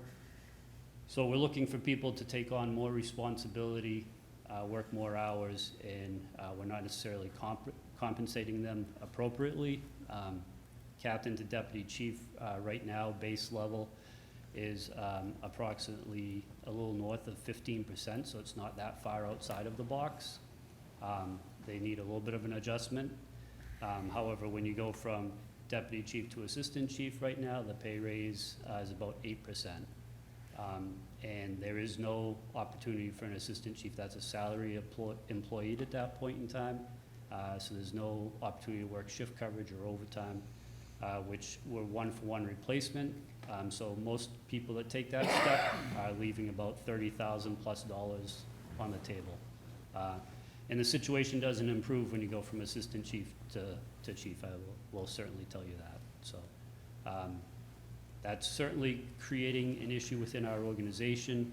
As far as succession planning, we invest a lot of money in our employees. There's a lot of experience, a lot of institutional knowledge that at times walks out the door because they can do better financially elsewhere, especially being this close to Massachusetts. But to be quite honest with you, most of them don't want to leave.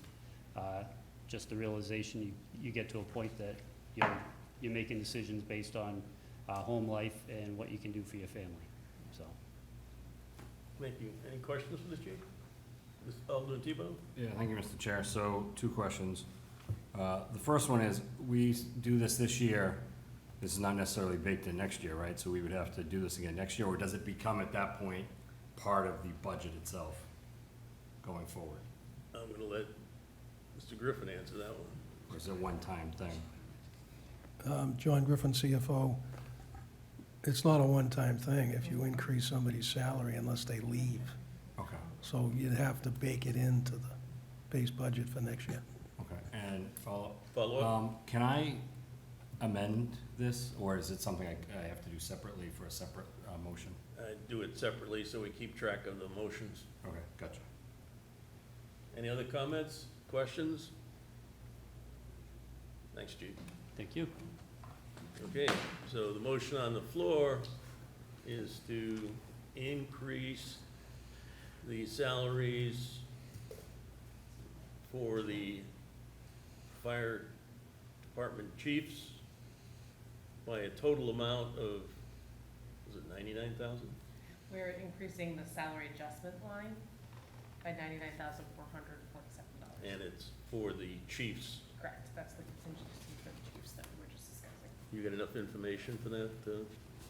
Yes. Okay. All right. So that's the motion on the floor. All those in favor signify by saying aye. Aye. Opposed? Motion carries. Next motion. You can have. I'm gonna go to Alderman Tebow. That's fine, I'll do mine next. Thank you, Mr. Chair. I'd like to make a motion, since we're just adding, we're not taking away anything, I think we're gonna start looking at taking away stuff too. So I'd like to make a motion to reduce, in the education budget, so salary, I wanna take away one of the secondary coaches that make $90,819. And that came in the memo we got today, from Alderman Sullivan's email to Donna. And it said the salary is for secondary coaches are $90,819. I would like to remove one of those to offset the thing that we just did for the fire department. So you have the page, the line, and. Yeah, I mean, it would be page, so education is page 232, salaries and wages, 51100, we reduced to $94,035.452. What page number is it? 232, education, by $90,819. Yeah, oh, yeah, Mr. Griffin, I was just gonna say, you get enough information? And what line number was it? It's wages, so. Go ahead. Yeah, John Griffin, 51100. CFO. I'm sorry? You could do that on a line item basis, but they don't have to, they're gonna get Oh, because it's education, they 140 can care million. less. We can just. You do you do a bottom line. Bottom line, Yeah. Okay. That would be the Yeah, let's take it recommendation. up bottom line then. So 182, 240, 036, less 90,000. Yeah, less 90,819, yeah. To try to offset the fire allocation we just made. Okay. Questions, Alderman Wilshire? That's me. I was gonna say president, but Is that position currently filled? I don't think so, I think it's a new position, if I remember correctly. And I doubt we have anyone here from education, right? They probably didn't think we were gonna touch their budget tonight, I'm guessing. I'm sure if there's an impact before the budget comes to the full board of Aldermen, somebody would say something.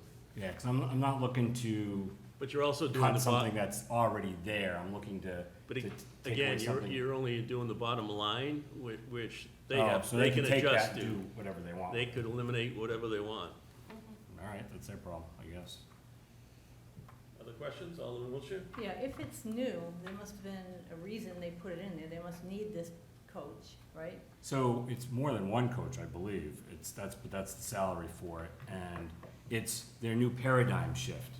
So they keep coming to us telling us that the enrollment's going down, we need to close schools, da-da-da-da. Well then, why do you need more staff for anything? Well, why, you're cutting staff, you just cut teachers. I know this is a new role that they're rolling out, but do with one less person. And give it to the department that we, needs it, which is the fire, Well, I don't dispute that at all. So I just look like you can't, out of all your, and again, they could take it and do whatever the heck they want with it. But you can't take one position out of there that's not even currently filled. So it's not like you're laying off somebody, they just laid off a bunch of people. So I'm just trying to find a place where we can kind of like go almost zero out. It's not exactly, but it's closer, because we just put, 400,000 more in education. We just, added 99,000 or 97,000, whatever it was, to fire.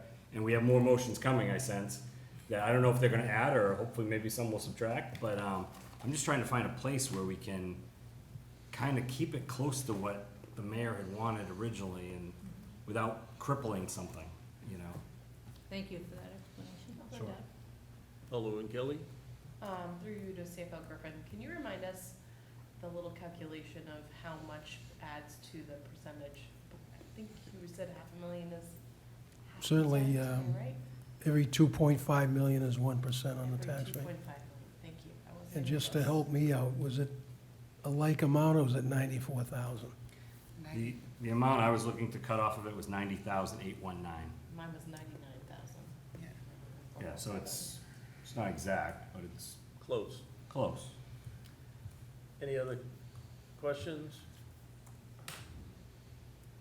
All familiar with the motion that's on the floor? Roll call. Roll call's been requested. Clerk, call the roll.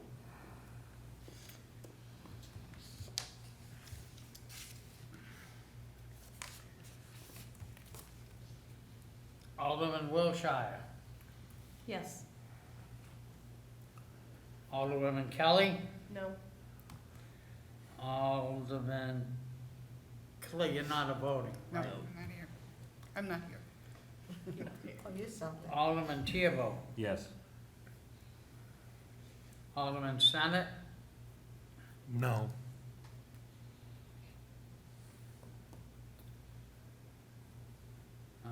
Sullivan. Alderman Sullivan. Yes. O'Brien. And Alderman O'Brien votes no. And Chairman Richard Dowd. No. All right, motion fails. Next motion, Alderman Sullivan. All right, Mom always said, go big or go home. I would like to make a motion to reduce the bottom line education budget, page 297 on the electronic copy, by $2,893,031,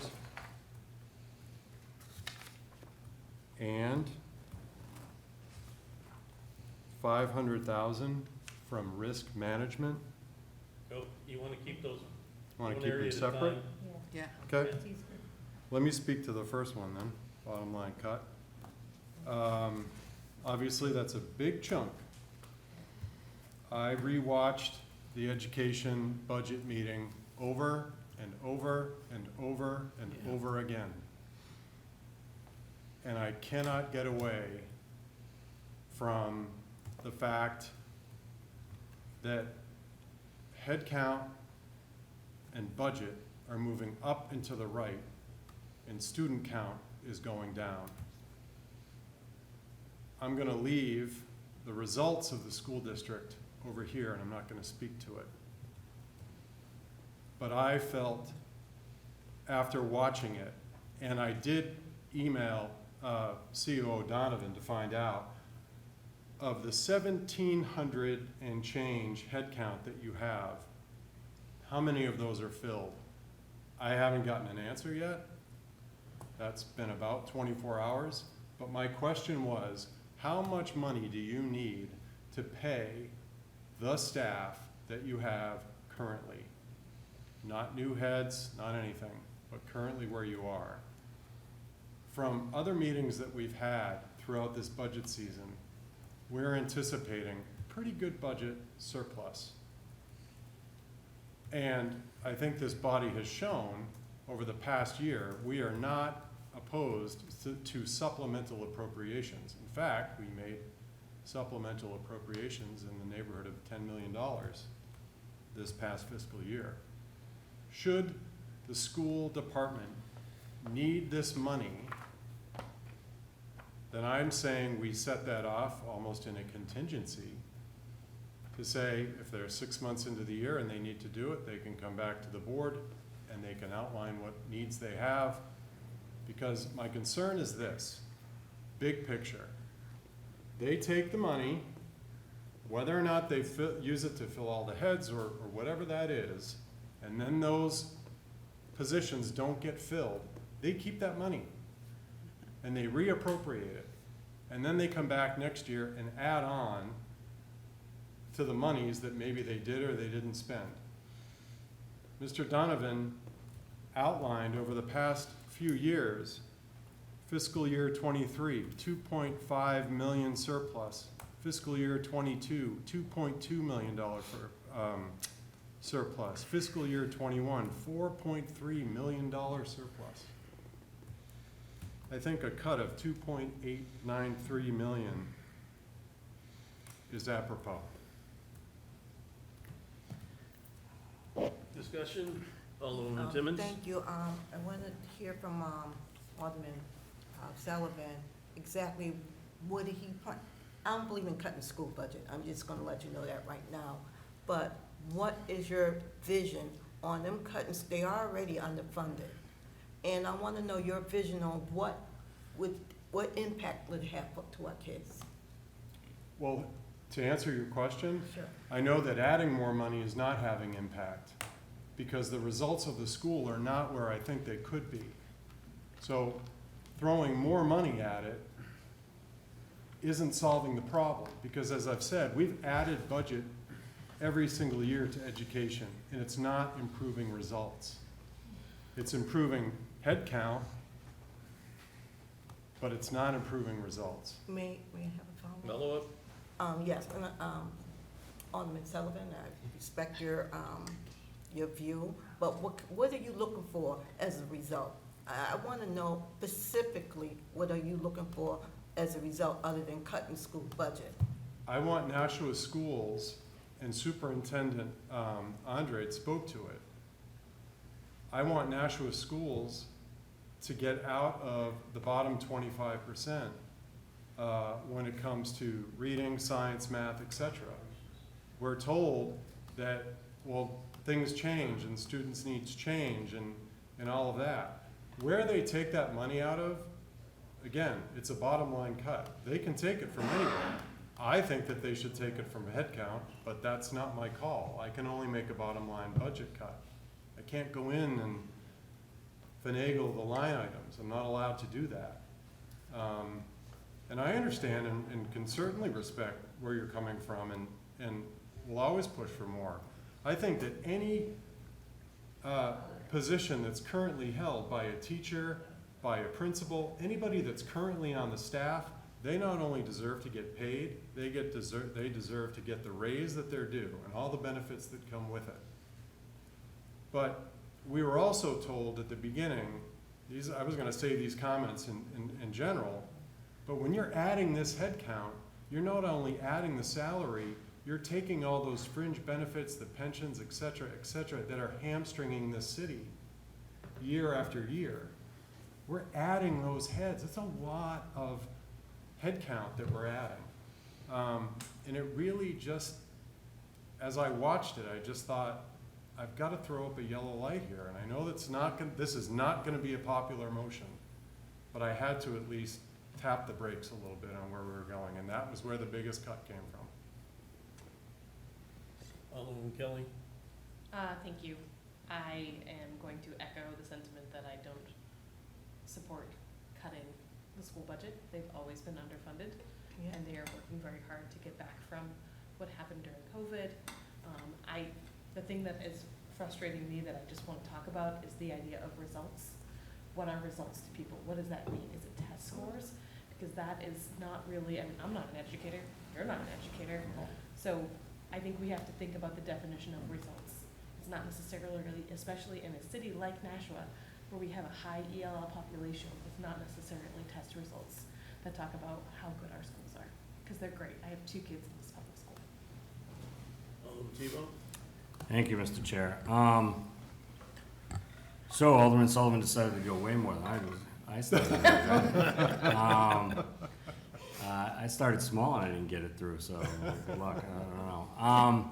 But, you know, I left that meeting not happy with the education budget. They came in saying, you know, contradicting themselves, talking outside both their mouths, especially the superintendent, saying it's going down, then blaming us for not closing Mount Pleasant. Well, that's his job. If he wants to save money, maybe he can do that. Or the Board of Ed can do that. Let them do that.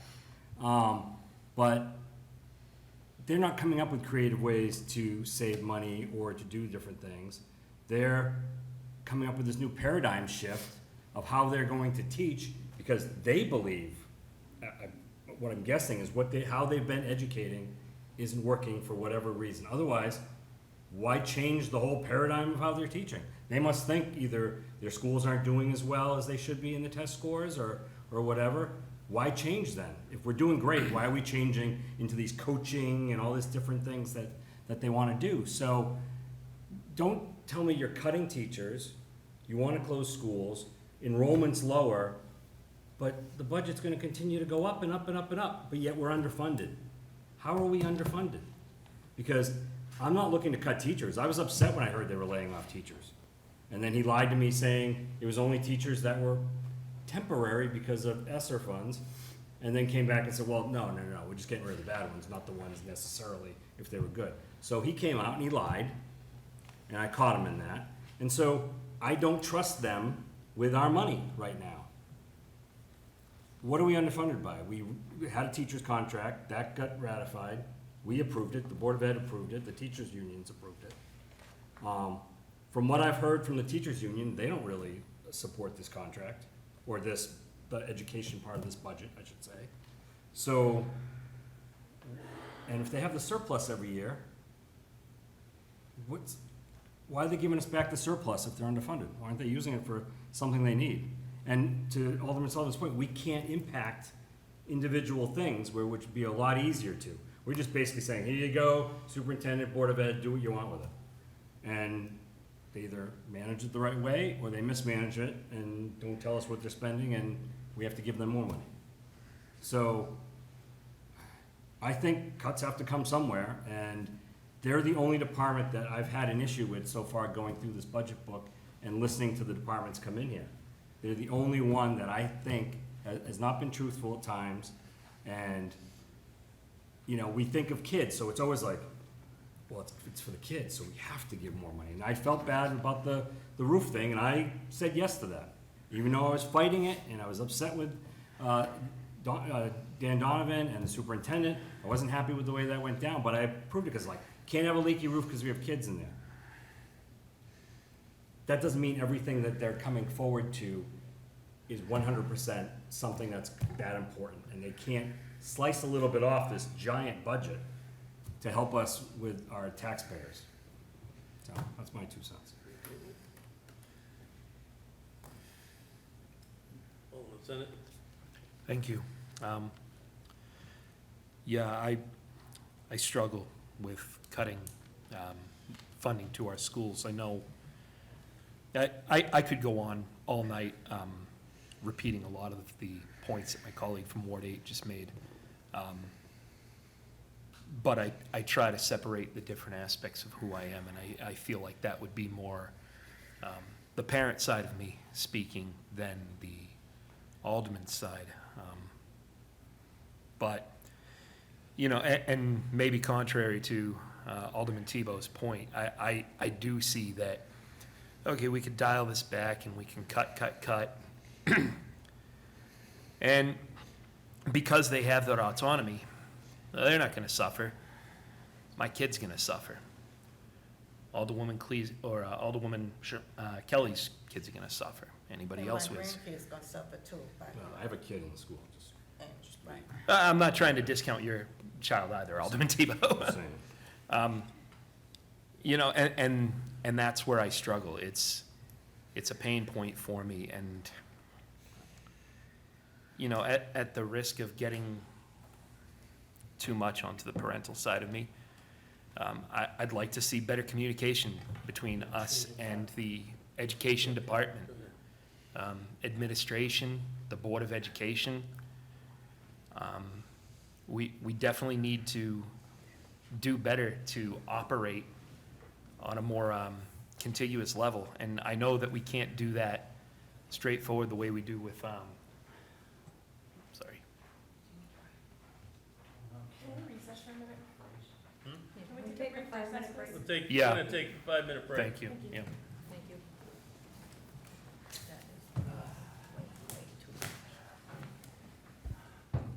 Keep in mind we're still on record.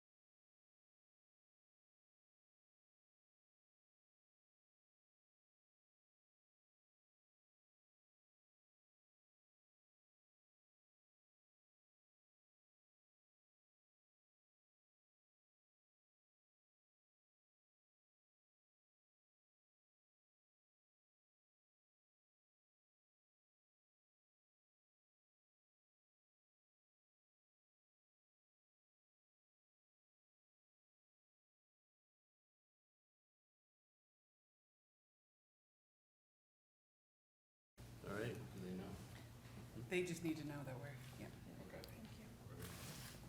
Okay. I'm all set, Mr. Chair. You're all Thank you. set? Alderman Clean. Thank you, Mr. Chairman. I have a couple of questions. I'm going to make comment, and then I'm going to, if it's okay, ask Alderman Sullivan where he came up with this number. But I have to say that the numbers keep going down. They're going to close, we know Elm Street, but we know that McCarthy School is in fact opening. So we can call that a wash, but then they're talking about closing Mount Pleasant. They're talking about all these. They have solar panels now on there, but I don't see a reduction in their utility bills. They have reduced their teaching staff, et cetera, but increasing their administrative staff. So we can't tell them hire more teachers, hire more paras, and so on. So to the angst of that we are affecting our students, the truth is that we keep giving them money. We keep asking them to be better for our students. I don't see their cuts and so on doing that. So I do have that same concern of that we throw money over to them. We have no ability of saying, you need to do this, you need to put these programs in, you need to do that. So while this is a large amount of money, and even more than any of the surpluses that they've had, I would like to, if that's possible, to hear from Alderman Sullivan as to where you came, because it's a very specific number. So if that's okay by the chair. Yes, go ahead. Yeah, all I basically did was my overall goal, because I have another motion coming after this. Newsflash, it's a cut. But I wanted to reduce the general fund budget by 1%, which was $3.393 million. And so that I took, the other motion was a round number, and then I just subtracted from that. So I wanted to cut 1% from the general fund. May I? Yeah, I'll follow up. So this 1% is the $2.9 million? Just No, about? according to the general fund, it's 3.3 million, almost 3.4 would be 1% off the mayor's proposed general fund. So I reduced that, with 1% of that was Okay. 3.393 million. So I knew one specific cut, which I still have in the bag here. Okay. And then the other, and then I just wanted to round it off to equal that 3.39 million. I understand that, and if I may. Follow up? Okay, not so much a follow-up, but a continuation of my comment. So, I have no children in the school, but I am very aware of all of the children that are in the school through my constituency. It breaks my heart that Mount Pleasant will probably be closed, and that was the plan. And they can blame the Board of Aldermen all they want. They're the ones that make the decision. They're the ones that make the hiring decisions. They're the ones that make all of these decisions. And truthfully, while I'm not on the Board of Ed, much like my colleague had been, I think they're making a lot of mistakes. I think that they're trying to make all of these paradigm changes and so on. And I think that's at the children's expenses.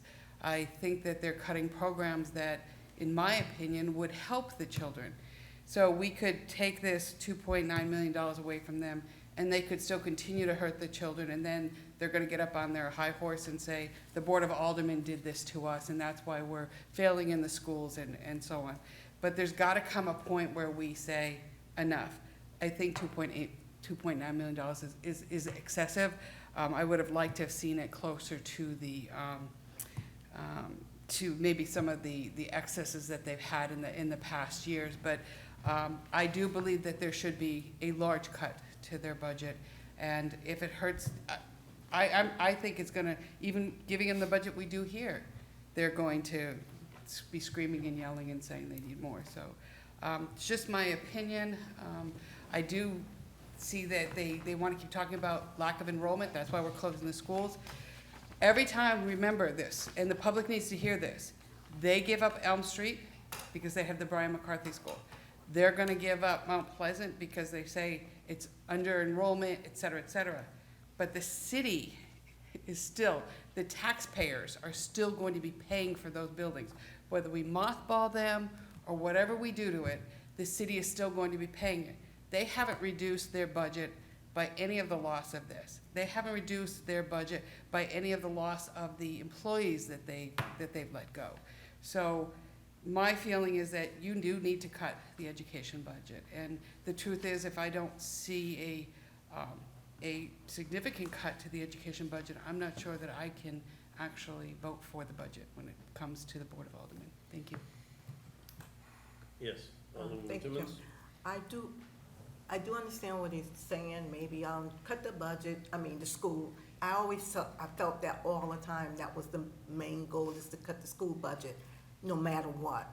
I think the school budget is not because of the teachers or I think we have a problem with the superintendent more than anything else. And we fixed that, we may fix the problem. As far as losing kids, we also gaining kids as well. So they don't take that into consideration that, oh yes, there is a decline in school. I went to Birch Hill Elementary graduation, the 5th graders, and they put their names on the back of their shirts. And it was just, I don't think it was 20 5th graders. It wasn't a lot. I was very surprised because I had several kids graduating from that school, and it was quite a few years ago, and now it dwindled down. But I think the reason why is more than just people taking their kids out of school is because the voucher program, and that's killing us. And all these other programs that they have, the voucher programs, the pulling them out to homeschool, and I know for a fact people are homeschooling their children, supposedly, but the children are not being homeschooled. I know that for a fact. There's no accountability. So it's not blame it on the schools itself, and we have to underfund the schools. We need to get rid of the Board of Education person up there, and when we do that, I think our schools will bounce back where they used to be back 10 years ago. But right now, I will not ever be in favor of cutting the budget, not because I have grandkids in the school or kids in the school, because I believe that all kids should have the same education, the same opportunity, the same everything. And cutting that budget, I can see people like me not having that opportunity. So you can say whatever you want, this almost $3 million is ridiculous. It is ridiculous, and it's a way to defund our public education. My public dollars should go to public education, not private institution, not voucher programs, not charter schools, but public schools. We fund them right, we'll get the right education in there. But we have to start at the top. And the top is the superintendent of schools. We can't do that. I know we can't. But blaming it on the teachers, blaming it on NTU, or blaming it on anything else, it started at the top. So that the top of the state and the top of our superintendent. And that's the problem. Not because we're losing kids. We're losing kids for a reason. I'm very angry about it. But that budget is ridiculous. Never, ever, ever do that. So I would never vote for it, ever. Alderman Sullivan? Thank you. I don't know how we're losing students and gaining students. I don't understand what that is. It even said, if you watch the meeting, Mr. Donovan said, education freedom accounts are not impacting the city of Nashua. It's $50,000 we get reimbursed from the state. That's it. So they're going somewhere, but they're not going to private institutions. Some are, but there's a reason for that. I don't know what the reason is. I'm not looking to blame anybody. All I'm saying is, as we go into the budget, step back. We added $10 million to the general fund budget in the past fiscal year. If the school department needs the money, have them come back and ask for it. That's what I'm saying. But going into the new fiscal year, I'm saying cut it back by that amount of money. And if they need it, every other department has to come here and ask for supplemental appropriations. They have to make a justification, whatnot. The school department can do that too. If they really need the money, then they can come back and ask the Board of Aldermen to give it to them. That's all I'm saying. Can I have a follow-up question just to, for, Yeah, okay, good. okay, on the, Alderman Sullivan point about they can come back and ask for the money. If it's not appropriate in the budget, 6 months from now, they want the money, they have to, is there hoops and jumps to get that money, or it should be, or they have to wait till 2025 is over? How would that work? John Griffin, CFO. Just a little bit of history. I started here in 2010. I tell everybody I had some tire repair work at Town Fair Tire. I saw the $3 million shortfall. And then the next week, when I changed some other tires, I saw the picture of Mr. Hoddle and Mr. Mealy in these chambers. Since that time, the school department has not come back and asked for more because their fiscal and operational management, they true up to the budget. They make decisions. No different than you see with the police department, the fire department. Unless something really bad happens, like a roof collapse several years ago, you don't come back. I don't know what this, I don't know the magnitude of it. I know what Alderman Sullivan's doing. He's taking 1% off the budget. But they can come back for a reason to the appropriating authority, which is you folks, and make the affirmative case.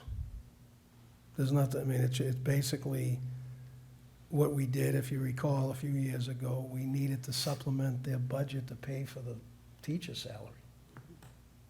My understanding is we might have put away 2 point something and they needed 4 million. But you can come back and it's a legislative process. And they'll probably figure out a way to come back as a last resort.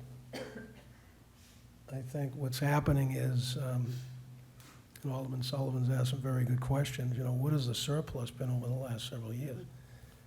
And the surplus is a combination of school costs and city costs.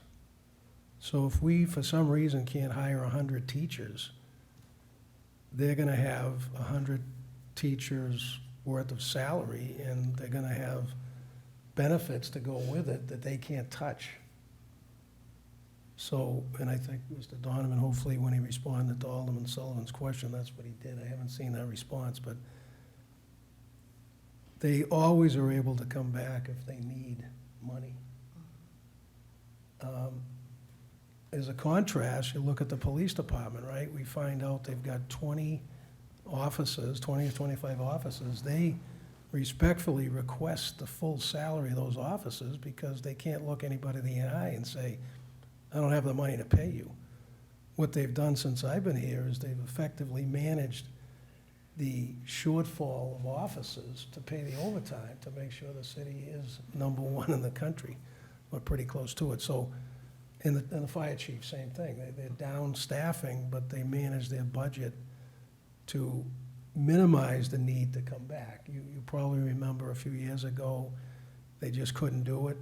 They had a lot of they didn't have as many boots on the ground. They had to come back for supplemental on their operating budget. But they do that as a last resort. They respect the taxpayer dollars. So that's kind of what I see. So cutting the budget, they'll react to it. What they generally do is they go back into their Board of Education, and you might have been part of that. They go back and say, we have 2 point something less money. They will make changes. They can't survive on a bottom line budget. Right. If they need to reduce things, and that's what they'll do. Last year's budget, I know Mr. Donovan, superintendent, they cut paras because they couldn't possibly recruit the paras that they thought were necessary. So that was a big savings last year on the budget. They were gonna save on not paying people, and that's some of the surplus too. So hopefully that answers your question, but it's it's a legislative process if they need more funds to make it through. Thank you. Alderman Tebow? Thank you, Mr. Chair. You know, I do get worried, the one thing I do get worried about is that, you know, we cut this money and then they go, well, they cut this money, well, I'm not gonna change what I wanna change, so we're gonna do this. And the impact will be bad for schools or for children. We can't cut the superintendent. We have no I know that. guide to that. I wish we could change that, but we can't. So, the only way to impact that is to do this. But, you know, I mean, I've had 3 kids go through the system. I got one still in there. So I understand how important schools are. I'm always a huge supporter of the teachers' unions every time. But I think at the end of the day, they need to find a way to do more or the same amount with lesser money. You know, other departments have had to suffer as well, and that includes fire department, police department, public works. And so why shouldn't they have to go out there and try to find a way to do a better job with less money? There's ways to do things, and you know, I mean, I pay a lot of money to the schools, even though we give them all this money. I still pay a lot for lunches and sports and all kinds of other things. So, you know, I'm trying to come at this from an alderman and from a city point of view of that we need to find a way to have a better, tighter budget. And I think this is where I would have cut and I wanted to cut. And so at this point, I'm going to support it unless somebody says something that makes me think otherwise, I guess. Alderman Cleen? Thank you, Mr. Chairman. I just want to remind everybody something that I've already said. The fact of the matter is that they have reduced their teachers. They're increasing their classroom sizes. I don't agree with either one of those decisions that they've done. But that was a decision the school department made. They have the reasons for it. I'm not on the school board, but they've increased their administrative staff. Again, which kind of bothers me. You're getting rid of teachers and you're adding administrative staff to that. They're also going to get rid of probably 2 buildings. I mean, they keep wanting to talk about closing Amherst Street also as well, but so that they can build another one, which that's not gonna happen, not while I'm an alderman. Anyways, but the problem that I see is that the city is going to be taking on the burden of those buildings that they give up. And they're not giving up a penny of their budget. They're not giving up their electricity staying the same, yet we did all that to put solar panels on the schools. I don't see electricity bill going down still, $2.1 million from last year. Finally flatlined it, but still, we're not doing that. The city, AKA the taxpayers, are going to be footing the bill for the electricity, just like they were doing it when it belonged to the school department. But the school department does this, close their hands, we don't have those buildings anymore. That's 2 more buildings that they're gonna be getting rid of. And yet, not a penny comes down on their budget. It's still increased as high as it has every single year. Enrollment is down per them. They keep talking about how enrollment's down. That's why we have to close Mount Pleasant. That's why we have to do all these things. So if that's the case, and they've already let the teachers go, I don't see giving them extra money in comparison to what we've done. I'm trying to look at my little calculator here. I mean, their budget went up by almost $8.6 million. You know, and yet they're making cuts there, but not on their budget. And we only get to talk about their bottom line because we have no control over anything else that they do. I would like to see a cut in their budget, or not a cut in their budget, but less than they're asking for, just so we can see what they can do. Let's try this for at least 1 more year. And if necessary, as Mr. Griffin and Alderman Sullivan alluded to, have them come back and say, look, we need more paras. This is what we're gonna need. At least we know what they're trying to do and so on. We give them $182 million and say, just go and take care of it. So, and the taxpayers have witnessed the bond fiasco with the money that extra $8 million, I think it was, that we had to give to them, and we're talking about trying to get it from other bonds that we don't expend and so on. So I see mismanagement all over the place.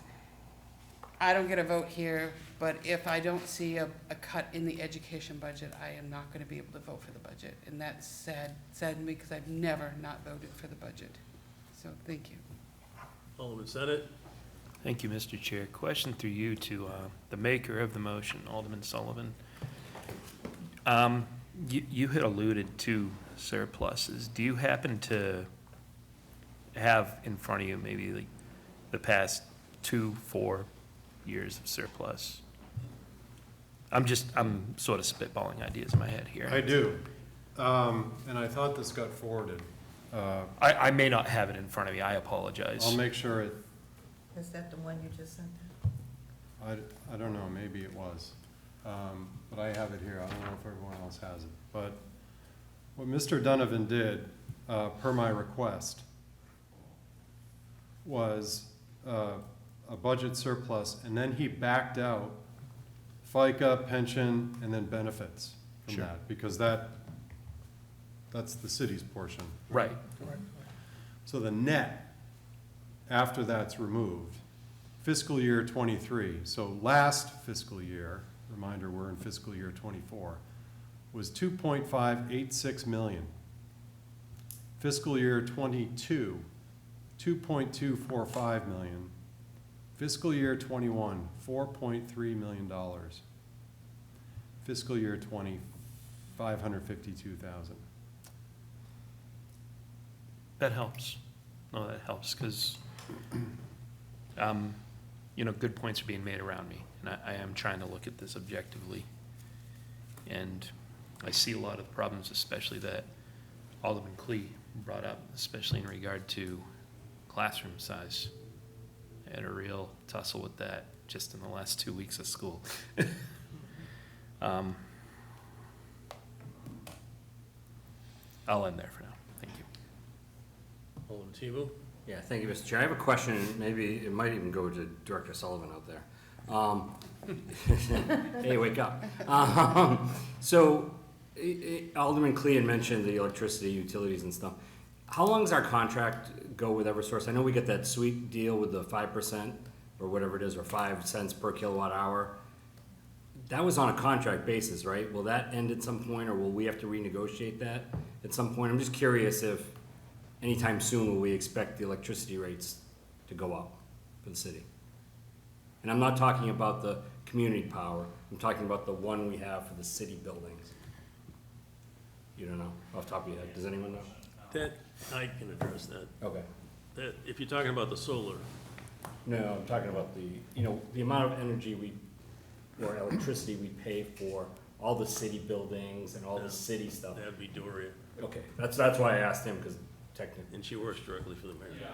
Oh, she does. Okay, thank you. Alderman Sullivan? If I could just put my last final point on this, because I know what's gonna happen. Cutting the school budget. If this motion passes, and let's just say it passes, we're still giving the school $5.1 million more this year than we did last year.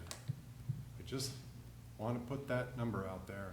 This is not, if I was cutting the school budget, then I would be asking for a $10 million cut, which would have eaten into their increase and eaten into what they got last year. They're still getting $5.1 million more than they did this past year. So I just want you to think about that as you think about what you do here. Alderman Senate? And this question may be better directed to you, Mr. Chairman. In regard to the solar arrays, electricity costs, just kind of, again, spitballing thoughts from personal experience.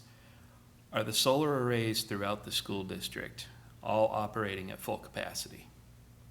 No. The only school that first of all, when you put solar on the roof, you've got to get a couple of years of data to compare to the previous years. And the only one we have any kind of fairly decent information on is fairgrounds, and we're saving about $10,000-15,000 a year. Okay. And globally, I think we're working with Revision Energy right now because we think we should be making more. Follow? Well, I'm Is not fair- done yet. Oh, I'm sorry. Pennachuck hasn't been on solar long enough to get a good savings, and we've still had construction work going on, so it's not a reliable number yet until, right now, we're in the process of putting the air conditioning in the two wings, and there are contractors in there, and they use electricity. So, and I can't remember the date, but I threw the switch to start the solar, and we haven't had time to get any data on it, but you will be saving money on that school. And by the way, all of these schools that have solar, the vast amount of the electricity generated is going into the system to reduce overall energy costs. Is Fairgrounds the oldest one? What? Is Fairgrounds the oldest in terms of the Actually, solar? there are solar panels, I think, on Dr. Crisp, but that's this a small array, and it's not, you know. Thank you very much. And then the McCarthy School, they're gonna be starting the array, put the arrays on this fall. So then, obviously, but that will generate a lot of electricity. And we are now, two things are going on. One, we're sitting down with Revision Energy to tell them that, hey, we think we should be getting more money from these solar arrays. But you have to remember that they're paying the cost of installing them, they're paying the cost of repairing them. So it doesn't cost the city a penny to make money in the solar arrays. After 6 years on the roof, we can buy them if we want to, but unless we're making enough money, we won't. Or I can't say that for sure, because I'm only one vote, but, and the other thing that we're pushing for is to have batteries put on the schools so that the electricity generated during the day can be used at night or when it's dark or in the winter. So there's a lot going on with that. Also, Doria, who is the energy manager for the city, is looking at putting out a new contract to get better bids, to save more money. So, are we saving money with solar? Yes. Can I tell you exactly how much? Not yet. But it's not huge either. It's a decent amount, but it's not huge yet. So, I'll leave that there, because I have other things I want to mention, but. Thank you. Yes, Good evening, Matt Director Sullivan, Community Development Sullivan. Director. My understanding is that for approximately 10 facilities, our contracts run through November of 2024. For the remainder of the facilities in the city, they run until December of 2024. all right, Alderman Down. follow up? So, with that being said, when do we negotiate, like, so that's ending this year, so FYI '25, it could be a different rate. I agree with Alderman Dowd. I would answer one question this evening. So I can't, no, I actually, Alderman Tebow, I don't know the answer to that, but I think it's worthwhile for me to consult with Doria Brown and get an answer back to the committee. I can't answer it tonight when we'll start that negotiation. And you guys would come back to us with that contract That's- anyway? When That's that- correct, okay. yep. But to answer part of your question, it's far in advance. It's not, we're not waiting until these contracts are intended to expire to start that process, so it'll be months in advance. Gotcha, Yep. thank you. Alderman Wiltshire? Thank you. How much of the school budget increase of 8 million is contractual? Do we know that?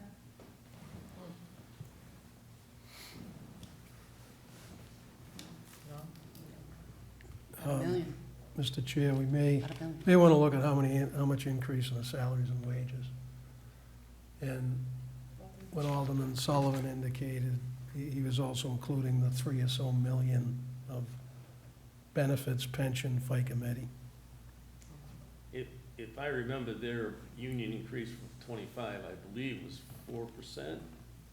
So salaries would increase at a minimum of 4%, just if you kept the same people. Wait a second, I want to get an Just answer. want to comment. Is that right? Yeah, I think my recollection was it was 4% All right. on the teachers' union, but Alderman Clee? Yep, thank you. Per the, thank you, Mr. Chairman. Per the budget book, their salaries were about $98 million, a little higher than $98 million with a little higher than about say $49 million in fringe benefits. That was in 2024, and in 2025, we're looking at 99.8, so basically 100 million in proposed salaries and 51.5 million in fringe benefits. So you're looking probably about 3 million or so, 3.5 million difference, I think, from one to the other. And in total, their budget is going up by 8.5 million. So maybe about less than half of their budget is going up because of that, so. Okay, I'm gonna lay out some facts, because I was on the Board of Ed for 10 years, and I was the budget chair for many of them. First of all, I'm gonna say this kind of a cut to the educational budget when I was on will devastate the schools. And the first thing they'll do in the Board of Education is they'll cut a number of things that the general public does not want cut. All sports would be the first thing to go. It's happened before in years past. When they were forced with a budget cut, they get back down to a back door, and athletics will go right out the window. And they were already charging fees, and that happened a few years ago when their budget got cut. And there will be other things that are generally beneficial to the students that will get cut. They have a certain number of classrooms, they have a certain number of curriculum, and they need a teacher in front of all of that. Right at the moment, they're in the process of hiring, and we'll be hiring for the next month or two. And it's very hard to hire teachers right now, so the teachers that they don't hire, they're gonna have substitutes, and they're gonna be paying them more money. They laid them off. And let me finish. Sorry. And the other thing is, as was mentioned, when a certain person was here directing the budget in the school department, they overran their budget. Believe me, the hell it was raised was phenomenal, and, you know, people are almost tarred and feathered and run out of town. And the Board of Aldermen said to the school department, don't ever do that again. If you have a $198 million budget, you can't budget it down to the nth dollar. You just can't. So they budget it, they have enough money in there to make sure that they're not gonna run out of money based on what they have to get done. And yes, they're giving money back at the end of the year, but it's a small percentage of their overall budget, and that money goes to things that we allocate to other parts of the budget that haven't been covered, and things that we wouldn't be able to do without the surplus. That's where the surplus comes from, the biggest surplus. So I was surprised this year when we got the educational budget, it was as low as it was, because you can debate the reasons, but they used a lot of ESSER funds to pay for salaries of employees. Now, yes, they had some of them, they got rid of some of them because they don't have the money. But the increase in the budget this year is partially due to the fact that some of that money was being paid for by government funds. And, you know, I thought they relayed how much, but maybe they didn't. But I can tell you that based on my experience, on a cut like this, believe me, the school system will be decimated in ways that'll hurt the students. Yeah. It won't hurt the teachers, it won't hurt the administrators, it'll hurt the students. The last time, thank you, Chairman Dow. Last time, sports was cut, arts was cut, music would threaten to be cut, and we had less ELL and ESL classes. Any extra curriculum was cut, and that hurt kids of color. That hurt a lot of people that was into sports. You think that cutting this budget is just gonna hurt the teachers? It really does impact those kids 100%. 100%. I've seen it too many times. I've been here 35 years. And when they have a full program and full everything, everybody benefits. You start cutting stuff, nobody benefit. And those kids that's in the classes now is the one that's gonna control and be in this chamber. So we wanna make sure that those kids that's in the schools now are good citizens later. Cutting all the stuff, trying to gut out the school is not the answer. And that's what I say, a gutting the schools from all angles. And I don't like it. Good schools make good communities, period. So I don't care what you say, those kids is gonna hurt. And they're gonna be hurt by it. Alderman Sullivan? I'd like to move the question. Motion on the floor is to move the question. All in favor signify by saying aye. Aye. Opposed? Nay. Division? All Raise those your in hand. favor of, all those in favor of moving the question, raise your hand. Opposed? It's defeated. I do think we need to move along and get the motion going. By the way, all ties lose, Yes, I didn't know that. I don't think I've ever seen a tie. and there are only 6 of us. So,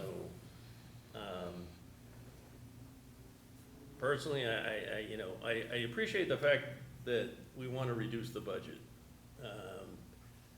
But I think we have to be really intelligent about the monies we spend to keep the city the safest and best place to live in New England or good part of the United States.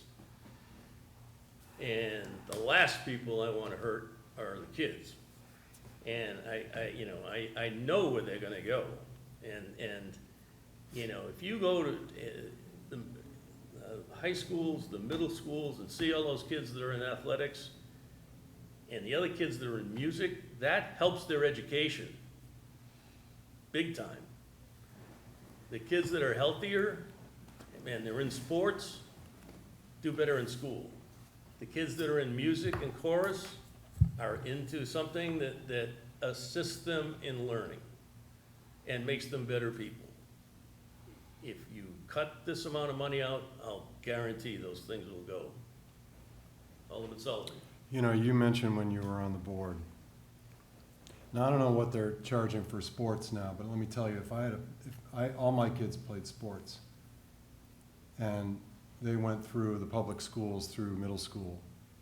And they all played sports and we all had to pay fees for it. If I was a parent and they were returning a $2 million plus surplus on it, and I had to pay more for my kids to play football or track or basketball or whatever, let me tell you, I'd be ripping my hair out.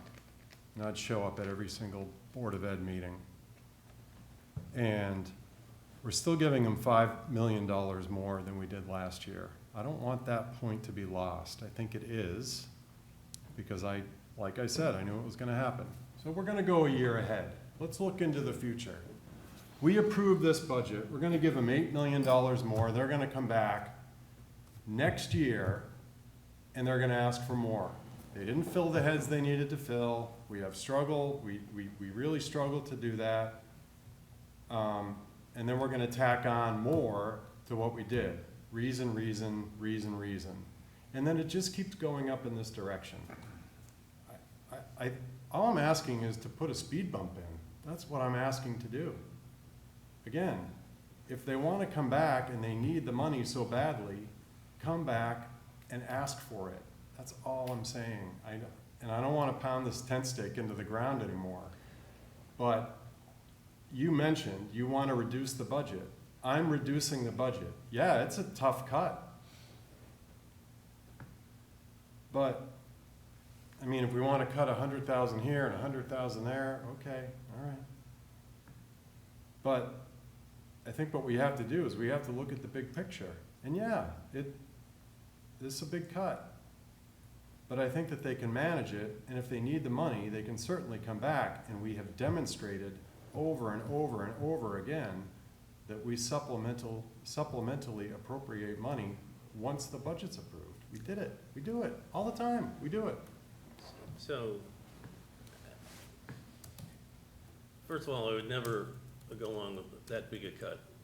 I might consider a much lower cut if we put that money in contingency, so they'd have money they could come back and get. But if you're talking about them coming back and getting new legislation, that's a harder road to hoe, and guaranteed, if they come back and ask for legislation to increase their budget, that the board here is gonna wanna fire somebody. Well, it So- sounds like they already do. All right, let's try and wrap this up, because if we have other motions, we're gonna be here all night, and we're gonna finish tonight if we're here till 3 in the morning, so make sure your comments are germane. Go ahead. Hey, I voted to move it, so, I mean, if they're going to cut, you know, my kids all went through sports, all went through music and all that different, they played in chorus and band and all that stuff, so I don't want that stuff cut, but shame on them if that's the first things they would cut. And if that's the way they would go about it, then they're not the ones that should be running the schools, right? Because I'm sure there's other ways to cut what they need to cut without saying, you know what, they're gonna do this, we're just gonna go cut athletics. No more lacrosse program for Nashua. Like, that's not the smart fiscally way to do things. They're adding all this extra coaching and paradigm shift, which has nothing to do with the sports or the other stuff. So how they cannot just shave off that almost $3 million is beyond me. There's gotta be a way, and it would be upsetting if that's the way they decide to do it. And if Dr. Andre, that's what his goal is, obviously he's not paying taxes here in Nashua. That's right. And I'll tell you, if he lives in Massachusetts, he's paying income and sales tax too, so he probably has a low property tax, so whatever. But, I just don't like the fact that they would just start cutting essential things that support the students, instead of getting rid of the administrative assistants or some of the things that aren't as germane to the school, the kids' educational programs. The reason they would do that is to get the parents upset. Because it's easy. And then the parents come after everybody. Yeah. So unless you get some other comment, let's get this wrapped up. Alderman Klee, Yeah. you're not?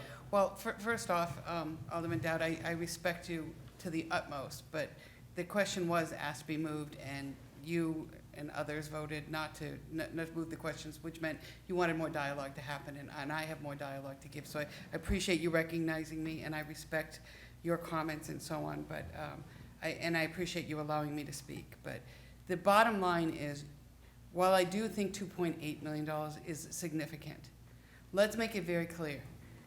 We cut $500,000 from them, and they're going to retaliate, because that's what they do. And I'm sorry to be so blunt about this, but I'm tired of being held captive, because they're gonna keep saying, we're gonna hurt the students, we're gonna hurt the students. And first off, I was very much against them getting rid of any of the teachers in favor of administrative. So I do support the teachers, the NTU, and I support all of these sports programs and so on.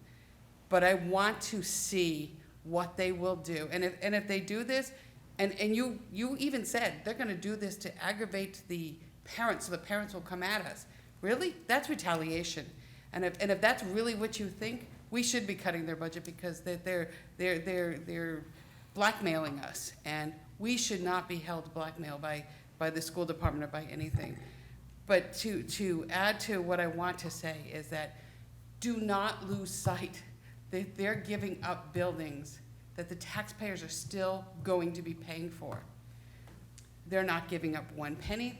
$8.5 million is what they have increased their budget by. While I think $2.8 million is probably a little bit too much of a reach to have to cut, they should be cut. Their budget should be cut. They've gotten rid of all these teachers, so they're not gonna be hiring teachers. They just laid off, 11 or 21 teachers, I'm not even sure what that, to keep the temporary ESSER fund paid administrative people. I have a problem with that. They went in with the ESSER funds knowing that those were temporary. So they gave up teachers to keep these people here. So, I'm sorry, again, their budget needs to be cut. I think $2.8 million is a far reach, but it does need to be cut. I'd like to see that number reduced. I'm not on this Just board by the to do way, if they close the school, that building comes back to the city and we Right. sell it, We will sell it. We have to sell it. We can't hold on to it. May I? No, come on, let's get No. this wrapped up. I want to say what I have to say, Mr. Chairman. The bottom line is, I have spoken to Director Cummings to try to sell or repurpose Mount Pleasant is going to be an exasperating task, where we have no choice about Elm Street, and whatever happens with Elm Street is gonna happen with Elm Street. I'm gonna put that up to the side. But if they close Mount Pleasant and we get it here, it's gonna be sitting on our rolls for quite a while. So I'm just putting that out there, and their budget is not being cut, so. All right, if there's no more discussion, let's take it by roll. You can't do Motion that. on the- What? You can't do that unless you move the question. I said if there's no more discussion. I didn't Okay. see anybody put up their hand, so. Let's call the roll. Alderman Tim Senate. No. Alderman Derek Tebow says yes. Alderman John Sullivan. Yes. Alderwoman at Large Shoshana Kelly. No. Alderwoman at Large Lori Wilshire. No. Alderman Richard A. Dowd. No. Fails. Motion fails. Any other motions? Alderwoman Kelly? I have one, it hopefully will be a less controversial motion. Okay, economic development, page 54, we're looking at line 55699. Well, Which I is- think he's done. Is that too fast? No, go ahead. I was just making sure that people are writing it down. Sure, and I can repeat myself, I have it in front of me. That is the other contracted services that I asked for more additional conversation around. We did get a memo around that. I would like to reduce that line by $20,000. What page was it? Page 54 in the hard copy book. Do you have all the info, Mr. What Griffin? line? It Okay. is other contracted services, that was that line that doubled. It went from 79,000 to 157,000, and I asked for an additional breakdown of what that was. So 12,000, according to the memo, is going to summer stroll. I'm leaving that intact. That's already been announced. But the other ones were support of events. So I'd like to see that go to. Discussion? Alderwoman Timmons? Through you to Alderman Kelly. What other services are you referring to, other than the summer stroll? Yeah, so the memo that we got from Liz Hannum was breaking down, Director Hannum, breaking down what that is. What she gave us was $12,000 was for the summer stroll. I believe some of that money is for the barrier removal. 15,000 is for a block party trailer, which would include lawn games, coolers, table tents. And then 2,500 was to support enhancing existing events. And then starting new events was another 2,500. So I'm asking to subtract the block party trailer and the existing and supporting new events, and then a sum of 20,000. Other questions? Alderman Wiltshire? The reduction was 20,000? Yes. Any other questions? Seeing none, all in favor signify by saying aye. Aye. Opposed? And I Motion have carries. one motion to that, please. Do you have another motion? Yes. Alderwoman Kelly? It sounds like I was reducing the budget. I actually would like to put that 20,000 on page 41, civic and community activities, line 56211. That is the line for Great American Downtown. They've done a lot of event work in the future, or for us in the past, and I would like to see them continue to do that work through their own budget. So adding 20,000 to 56221. Discussion? Yes. I know we don't have Corporation Counsel here, but technically I'm still on the board for Great American Downtown. Should I abstain from this? Yes. Thank you. Any other question, Alderman Sullivan? Don't we appropriate money from parking to go? No, you're thinking, That's downtown no, you're improvement thinking committee. of Great American Downtown. I mean, you're thinking And that's not even Downtown Improvement Committee anymore. Downtown Improvement Committee. Yeah, we don't do that. We changed it. Okay, I've lost track of all the downtown committees. All right, I can answer. No, that's fine. Alderman Timmons? I just have one question for Alderman Kelly. Are you part of that as well? I am No? not. Okay. All right, I think we are, I just have one question. Mr. Griffin, did we put 50,000 for GAD in the budget? Yes. Yes, Yes. Okay, so is that the line you want to increase correct. to 70,000? He's been level funded for a number of years there. Actually, Okay, Alderman OB brought this up a little bit, but I think it was almost 4 any years other ago. discussion? Okay. If not, all those in favor signify by saying aye. Aye.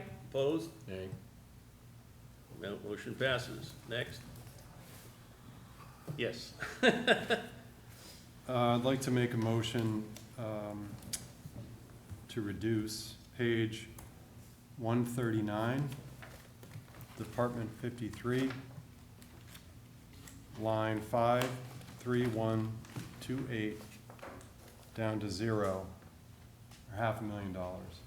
I'd like Where? to speak to it. Page 139, sorry, that might be in the electronic version. I'm in the Is that outside That's legal? risk management, that's the outside legal fees. risk management. The ones, not the ones we just approved, but the ones coming out? These are for fiscal year '25. Okay. We just approved $500,000. They're asking for another $500,000.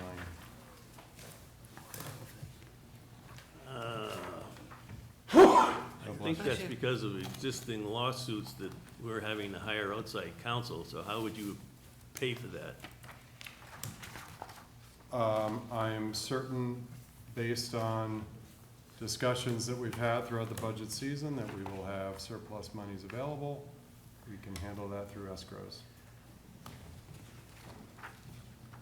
Discussion? And yeah, I don't have the page in line 139 on 81. the electronic or the. Electronic, It's page 81. Page 81. Yeah, It's a big okay. change. Just trying to find it. it is I way think off. so. Yeah, that is way off. Sorry about that. Risk management is page 81, but he's looking at Department 53, so it might be 82. That's 82. 53128, yeah.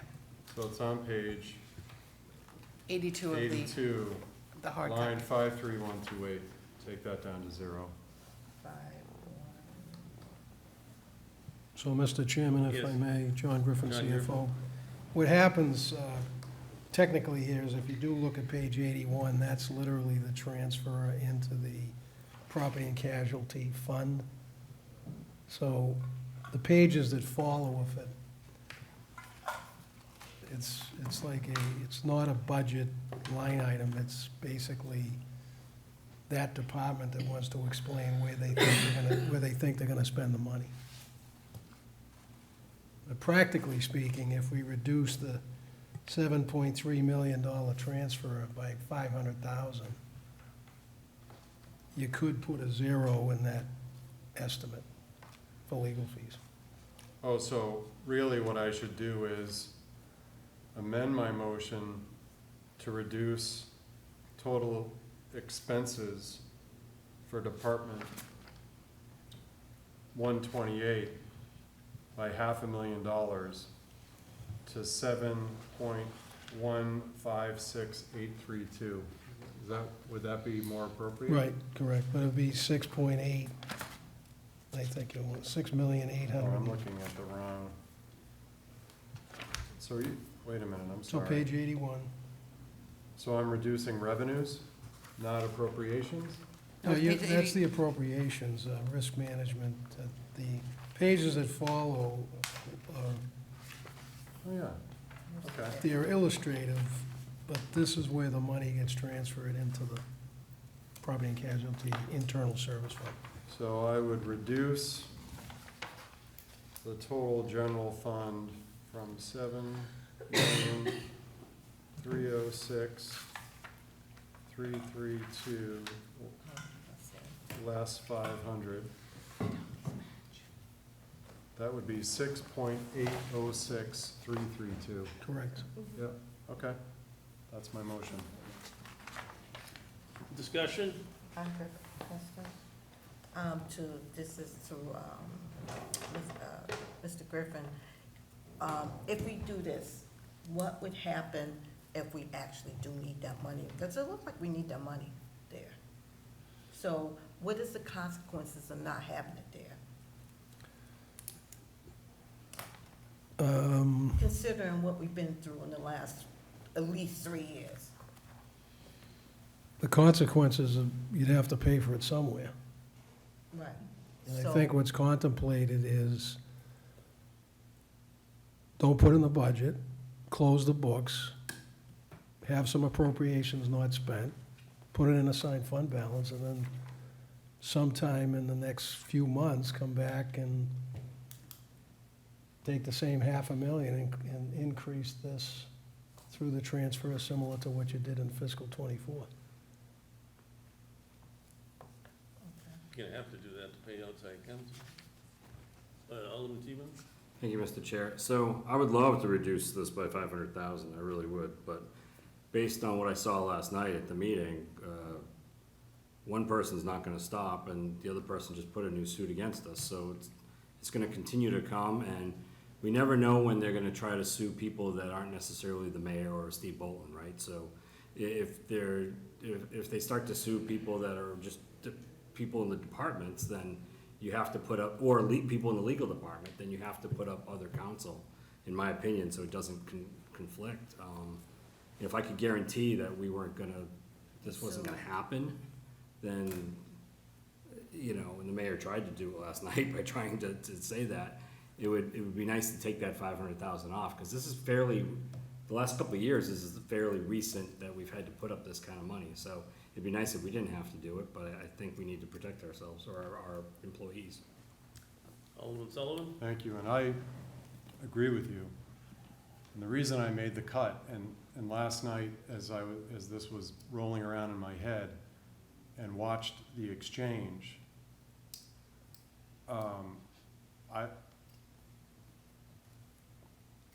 it has to stop. And I said this in my public comments a couple weeks ago. It has to stop. And the only way that I can affect, because I want it to stop, because I don't think anybody's going to win. It's become this. It's ego versus ego. And I thought to myself, what can I do as a ward alderman that can prevent this and get someone's attention to say, the board needs to step in and stop this, and the city needs to stop it, and we need to stop it. And I thought, by taking the money away, that will get someone's attention to say, you know what, we're not gonna get the money. We need to have some discussions here outside of the courtroom that bring this plane in for a landing, where all the passengers are safe and the taxpayers can get back to what it is they're doing. Yeah, it is, I don't know how the saying goes. It's simple, but it's not easy. But I want to try to affect some change here and end this, because I'm tired of it. I'm sure everyone around this board is tired of it. And I think that through discussions, through I don't want to call them negotiations, but there is an end. It's just not going to be easy. But I'm saying if we don't fund it, then maybe that forces people to say, okay, we got to end this. Alderman Wilshire? Yeah, we can't end this. We can't tell a private citizen to stop suing us. We just can't. Right. I don't see it ending. I don't see it ending anytime soon. And I would definitely not cut $500,000 out of here and be sued, and then what? Can't defend yourself? No, that doesn't work. Alderman Timmons? Well, actually, she just said it. Oh. Thank you. Okay. One. Record similar thoughts. Yes, Alderman Senate. No, thank you, Mr. Chair. First off, Alderman Sullivan, I never did get a chance to tell you, but I actually really appreciated your remarks a couple weeks ago at the Budget Committee, because I agree with you. This does need to stop.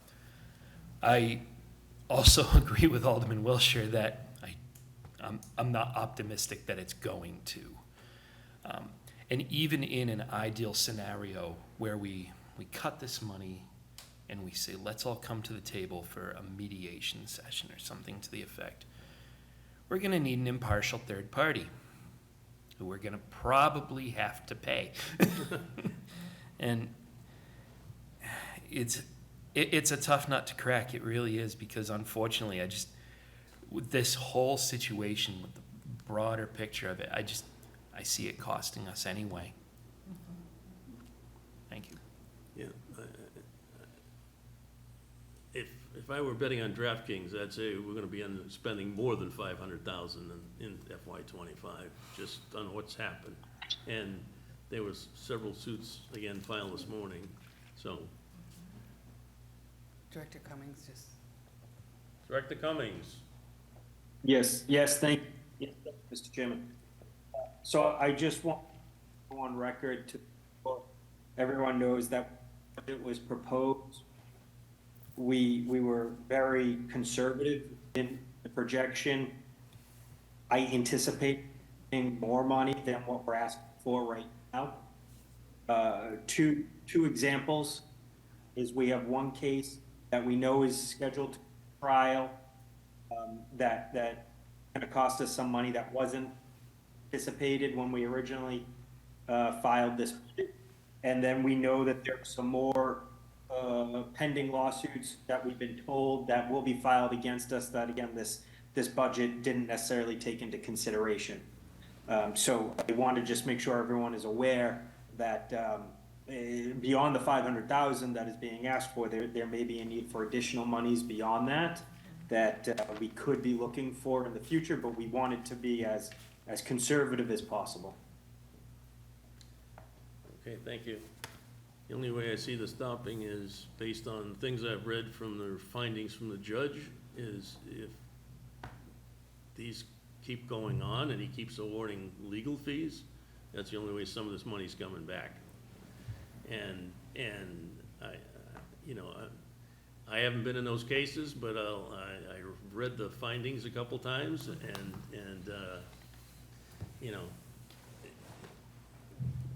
by the person's own admission, we've won 93% of the time.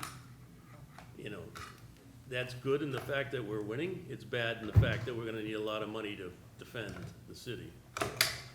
So, if there are any other discussions? Alderman Just Wiltshire? a comment, we all want this to go away. Yes. Nobody enjoys this, nobody even, people don't even wanna run for office because they don't wanna have to deal with it. So there isn't one of us in this room that says, hey, keep it coming. Obviously, we would all like to have a more civil environment, and I don't see that happening for a while. Alderman Sullivan? I want to keep this germane to budget, but great, let's do it. We're the Board of Aldermen. Whatever it takes. Something's got to give.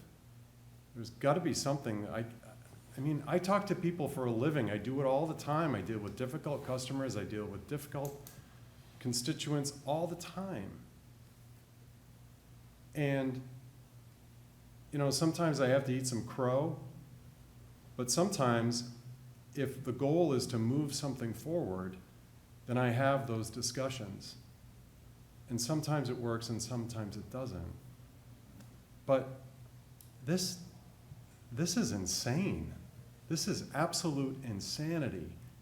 And to the person who I'm sure is watching tonight, who is certainly responsible for a bulk of it, I also want to say, with all due respect to our mayor, his reaction last night was part of the situation where I said, no, this isn't going to end because this is personal on both sides, and that's really difficult. But to your comments, President Wiltshire, it's got to end.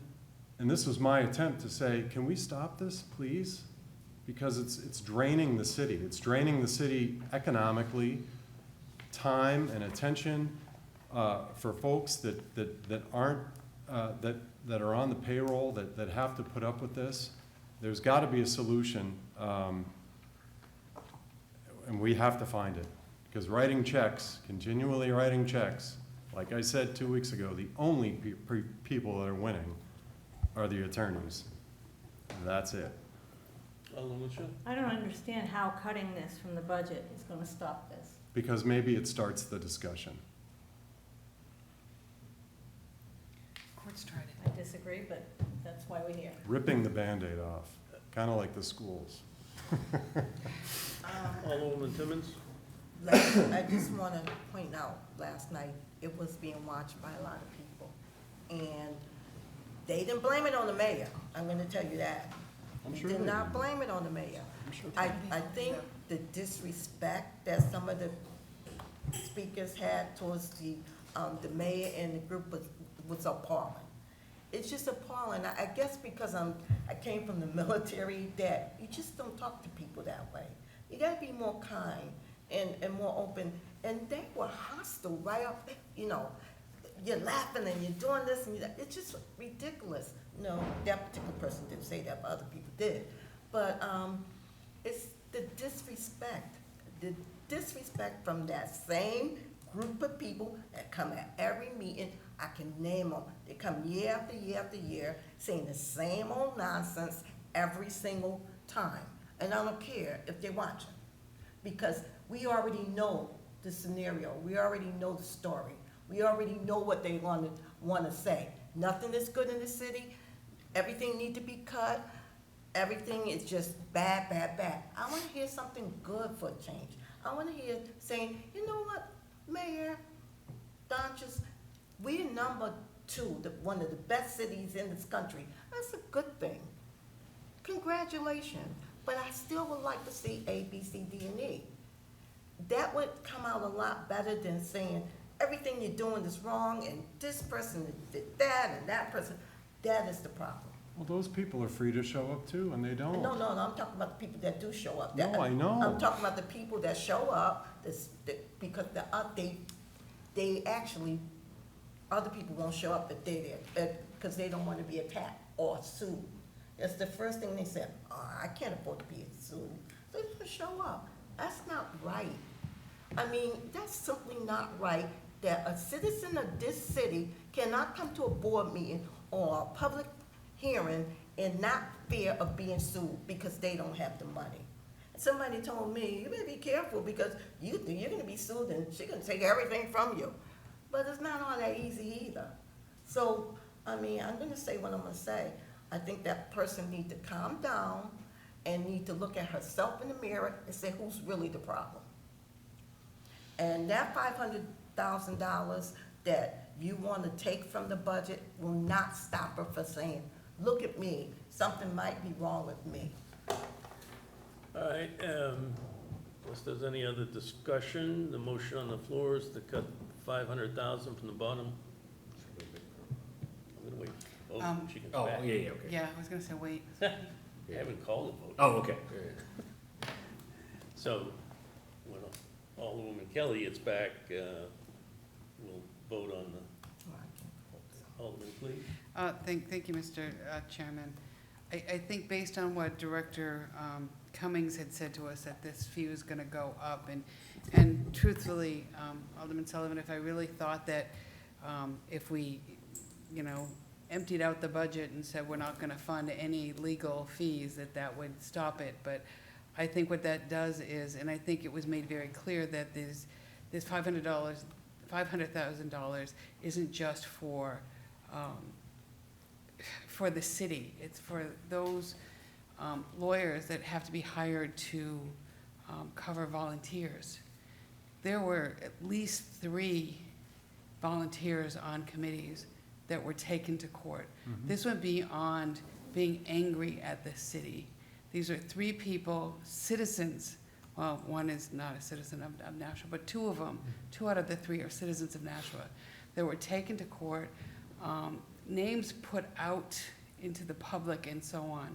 We have city employees, and if this $500,000 is going to be just truly, a spit in the bucket compared to what we're gonna really need, I don't think cutting it, while I think it's a lofty goal to say, hey, we're going to eat the crow and we're gonna stop funding lawyers, I mean, these people I'm not gonna say one or the other, are suing our lawyers. So we need lawyers to take care of our lawyers as well. We can't go in there, you know, truthfully, I was called. We ended up not having to go, but it was something that I was very anxious of, trying to take care of a sick husband and everything else that was going on in my life, and changing doctor's appointments and changing appointments because things kept getting pushed into that. My entire life from November until my name was taken off that list was turned upside down. Be at the whim of something. And I have to this moment, I have no idea as to why I was called in, as do some of the others. So I know this takes away from the budget. I made this personal, and I apologize for that. But what I'm saying is that we can't take away from our budget and funding this. The truth is, I think they're gonna come in with another 500,000, you know, or $1 million. I pray to God no. But, you know, that is the case of it, and we have to be realistic. I was on your side with the cutting of the education budget, but I can't be on for cutting this. And I do respect your want for peace. You know, the people that have sat here want ceasefire too, so, yeah, you know, Well, nobody wants war. I was gonna tie it into we need a ceasefire. I don't know how we do it, but. Okay, the motion on the floor is to cut 500,000 from the bottom line risk. All those in favor signify by saying aye. Aye. Opposed? Nay? Nay. Nay. Motion fails. I like the way you said that. Okay. I'm Do you done. have Mr. Griffin, do you have a status of where we're at? Certainly, we're gonna add $499,447 to the proposed budget to arrive at $340,802,585. Can you give me that number again? $340,802,585. Okay. So unless there are other motions that need a, Alderman Dowd, I have a question. Can Question? you just translate that into, the percentages up? I'm sure. Sorry, it's late at night, but It's only 10 not even o'clock. a 0.5% or something. I'm just trying to get some general context. The effect on that would be that we'd need 10 votes to pass the budget, correct? yes, at the full board, yeah. That's where we pass it. Yes. Mr. Chairman? While he's thinking, yes, Alderman Senate? Well, Director Cummings was actually beginning to speak, but I actually had a question through you to him. All right.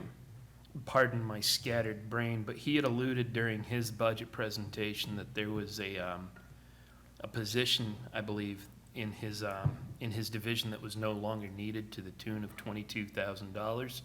I was just hoping while we had him that we could clarify that so that perhaps we could make that motion. Director Cummings?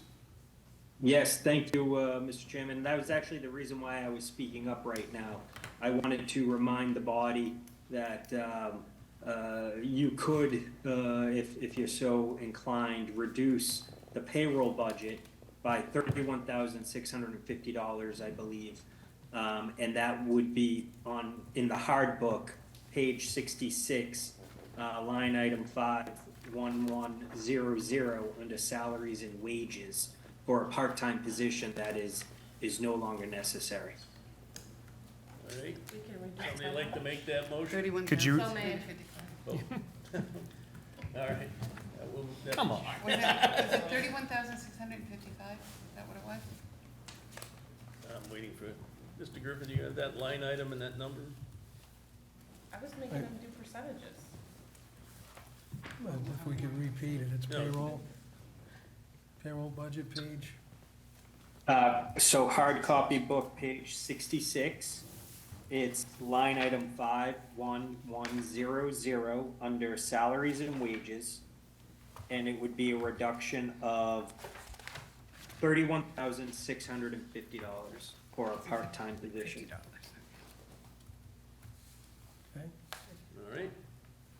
Motion's been made by Alderman Kelly. Any discussion? Seeing none, all in favor signify by saying aye. Aye. Opposed? Motion carries. So now we have a new number. Can you redo those calculations?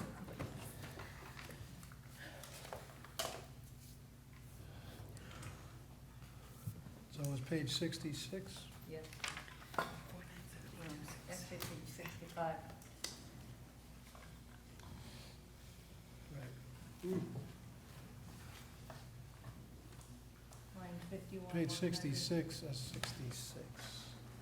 That's human resources? Yes, he said the Yes. payroll, it's account 51100. Page 65. It's page 65. So it's Department 111, human resources, Yes, and the reduction is to payroll. and it's page 65, yeah. Okay.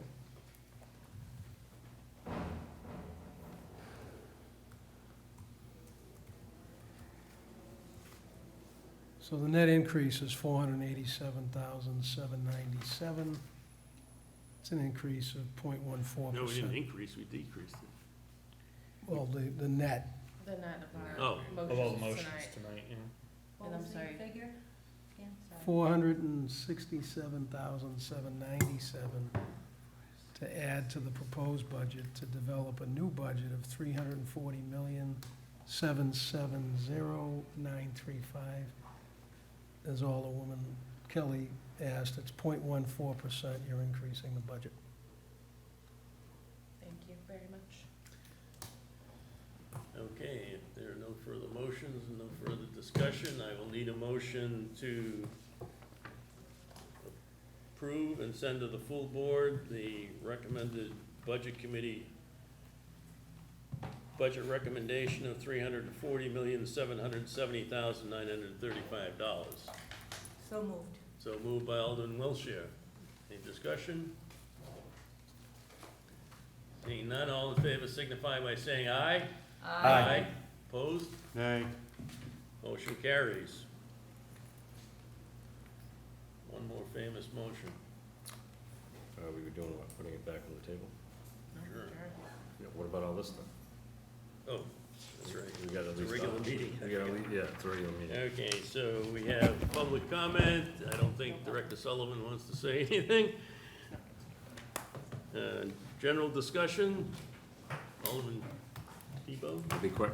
Thank you, Mr. Chair. I have a quick comment. So, watching, unfortunately, I couldn't be at the meeting last night, so sorry about that. But I was able to watch it this morning for all 3 hours of it, and it was riveting. As brutal as it was at times, and where facts were distorted and numbers were distorted, one thing I want to say is that a former candidate for alderman came up, and he had mentioned that he didn't understand the budget. And he had mentioned that he had spoken to some aldermen that also didn't understand the budget. And that really disappointed me, because there's lots of opportunities to learn about the budget here. Whether it's talking to different departments, whether it's coming to these meetings, or watching these meetings, or just getting more involved in the budget. So to tell someone else that they just, or it sounded like multiple people, he said aldermen, so it could be alderwomen as well. What? It could be multiple people, I don't know, but I'm just saying, we give you all these opportunities to learn about something. So if you're an alderman for the city, I would hope that when you're getting ready to vote for a budget that means this month much to people out there that are paying, that you're not just coming up and yelling about what we're doing, but you're doing what some of us did tonight, whether it's, trying to understand the budget and trying to, because when you get to the Board of Aldermen, you can make motions at that point on this stuff. And so, I hope whoever those people were can ask the questions, reach out to different departments, reach out to our chair, reach out to the CFO, and get those questions answered if you have questions about it. But it's taken a lot of, we're on our second term, first time for me on the budget, but we asked a lot of questions, right? I came to a lot of meetings I didn't have to last year, because I wanted to learn about all of this, so that none of us are experts except maybe Alderman Dowd here, but it's helpful when it comes down to what we're doing for our citizens. So That was really disappointing, and maybe he was wrong about that. I hope he was, and he was just doing it for show, but, you know, thank you. Yes, Alderman Sullivan? Just some passing thoughts as we put a bow on this. You know, just, I think overall, obviously I voted against the budget. You know, some of the things that I'm concerned about overall is, you know, not just the overall lift. I mean, you know, full disclosure, we had a less than 1%, I think it was 0.88% lift on my tax bill year over year. It's just me. But, you know, over the past few years, it's gone up 20%. Our debt has gone up 31% on what we pay on the debt. It was flat for 3 consecutive years. So I do watch those ad hoc committees, and you know, I look at that, and I look at year over year, and I see how things are going in a big direction. And I thought it was interesting this year that, you know, there was some confusion last night about actually how much the budget went up. And what was interesting is early on is, you know, we had to take benefits and we had to ignore that. We had to put that over here, and then department heads were upping their budget outside of what fringe benefits were. And to me, and I know that nobody likes to compare the city to a business, one of the reasons why I actually enjoy sitting on budget is because it's dollars and cents. It's facts, it's figures, and that's what I appreciate. I don't like all the other stuff. I like black and white, addition, subtraction, and that's what I enjoy about it. But if we can't take benefits and add that into the equation, and then on the other hand, one of the biggest issues that I have with this year's budget is I'm slowly seeing the city staff expand and adding in an economic mobility position, the ELL coaches, a budget manager. I emailed the library and said, you're showing a position of net 5 new full-time positions. And she said, well, I don't know what you're talking about because I don't see that. And I said, well, if you compare 24 to 25, that's where it is. So it kind of made me question where things were. And yet, it was even in the mayor's letter that we're really being, you know, our budget, our benefits are really starting to go up, yet we're adding headcount. And that's going to come back and hurt us down the road. And that to me was really what was driving a lot of my displeasure with this budget, is not just the dollars and figures that we're adding, but what we're going to be doing to the city. Because I mean, you can't negotiate away the salaries and the benefits. You can't negotiate away the debt. That's strapped in, stapled on, baked into the budget, and then you build around it. You can't bond your way into raising salaries for our great city employees. So that's why I get concerned about it, and that's why I look at it and look at every single line item and ask the questions that I ask. And that's why I ultimately voted no against it. And it was just, overall, that was just kind of my feeling. Okay. Remarks by Alderman, but first of all, Mr. Griffin, when you get all of those numbers crunched out correctly, can you work with legal and Donna to have the amended legislation for the full board meeting on the next Tuesday? Yes. Okay. All right. I personally want to thank everybody on the Budget Committee for all the time and effort that went into all these meetings.